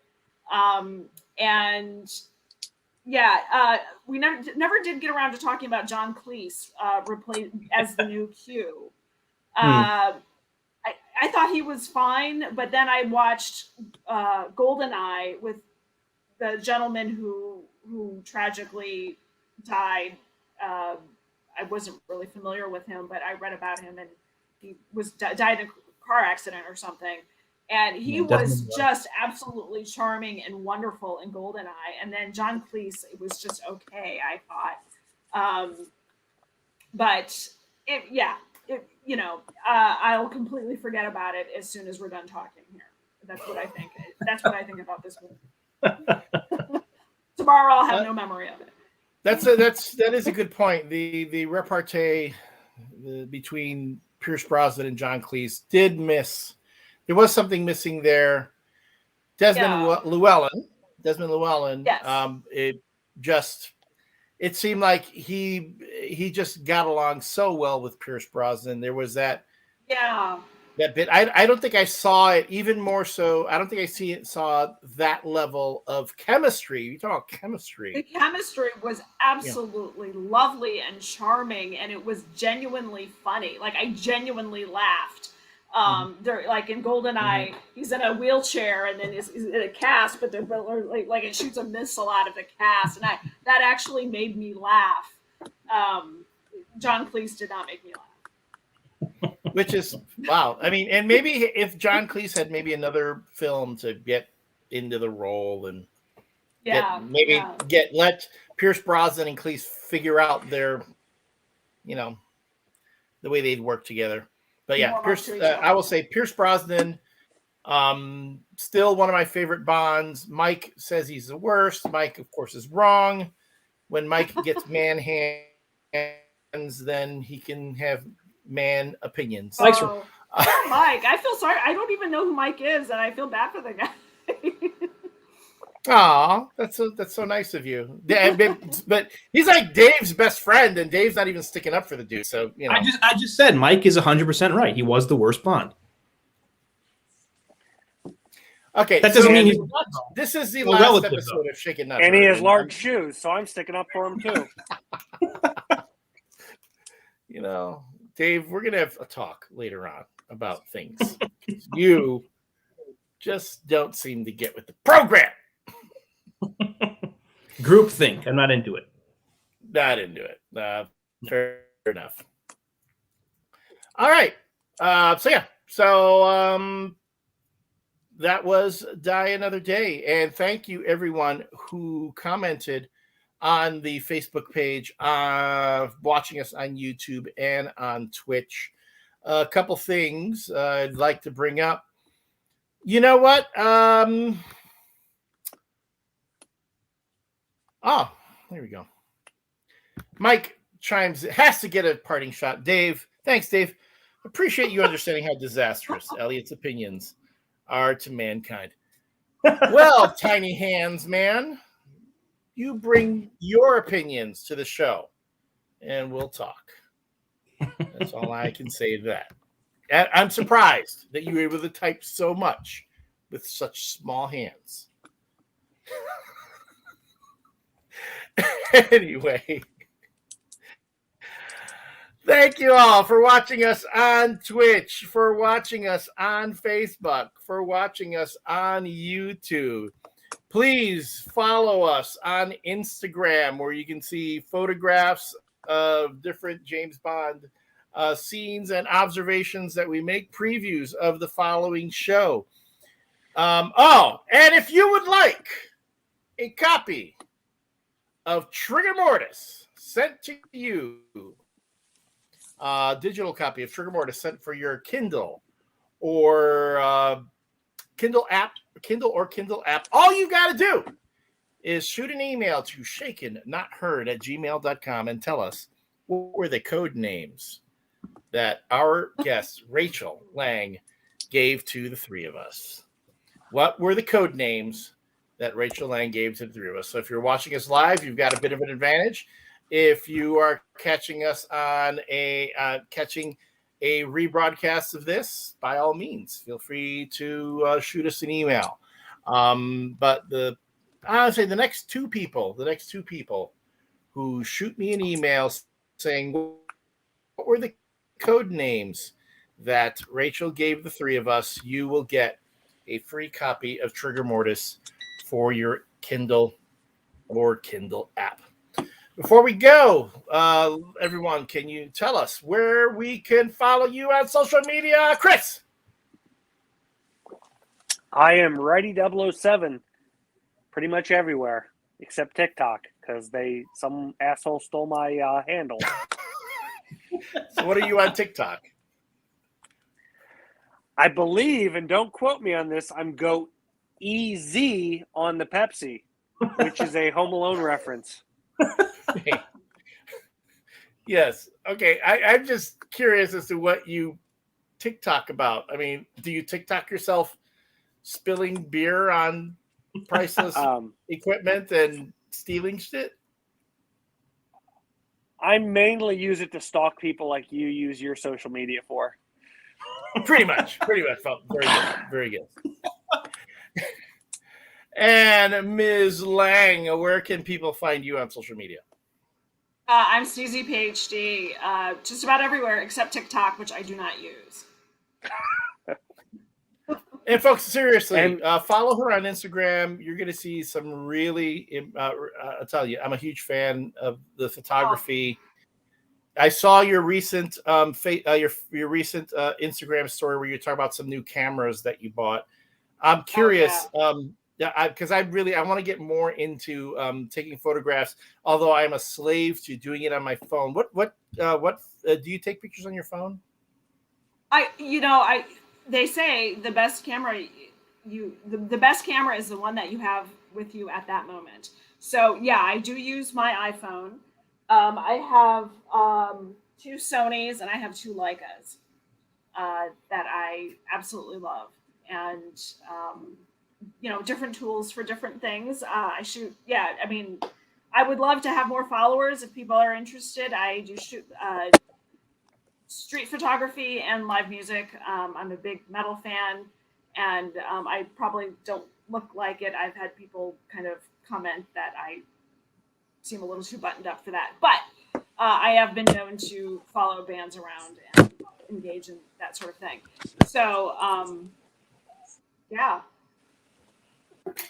come see me. And she works for the U.S. government in a position that I am not at liberty to discuss. And Dave, I am on Instagram at Pinto_Noir, and I am on TikTok at Brosnan Sucks 88.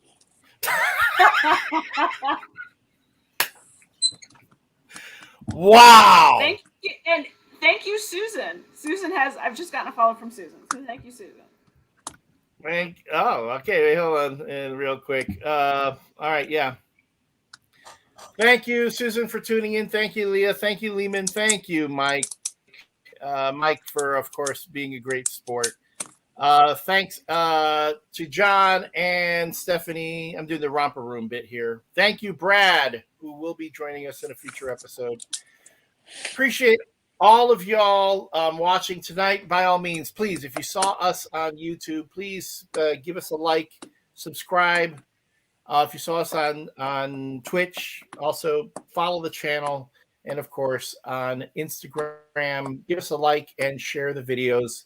Help us grow this channel. Next week, we enter the Daniel Craig. Kitty cat, drink. My drink's gone. You have to suck on some leaves here.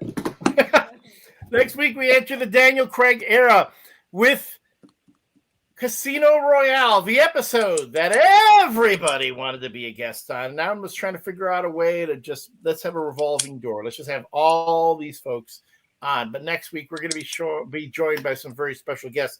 Connor McKnight of the White Sox broadcast team, as well as Chris Ranji, formerly of the White Sox team, but back at 670 The Score.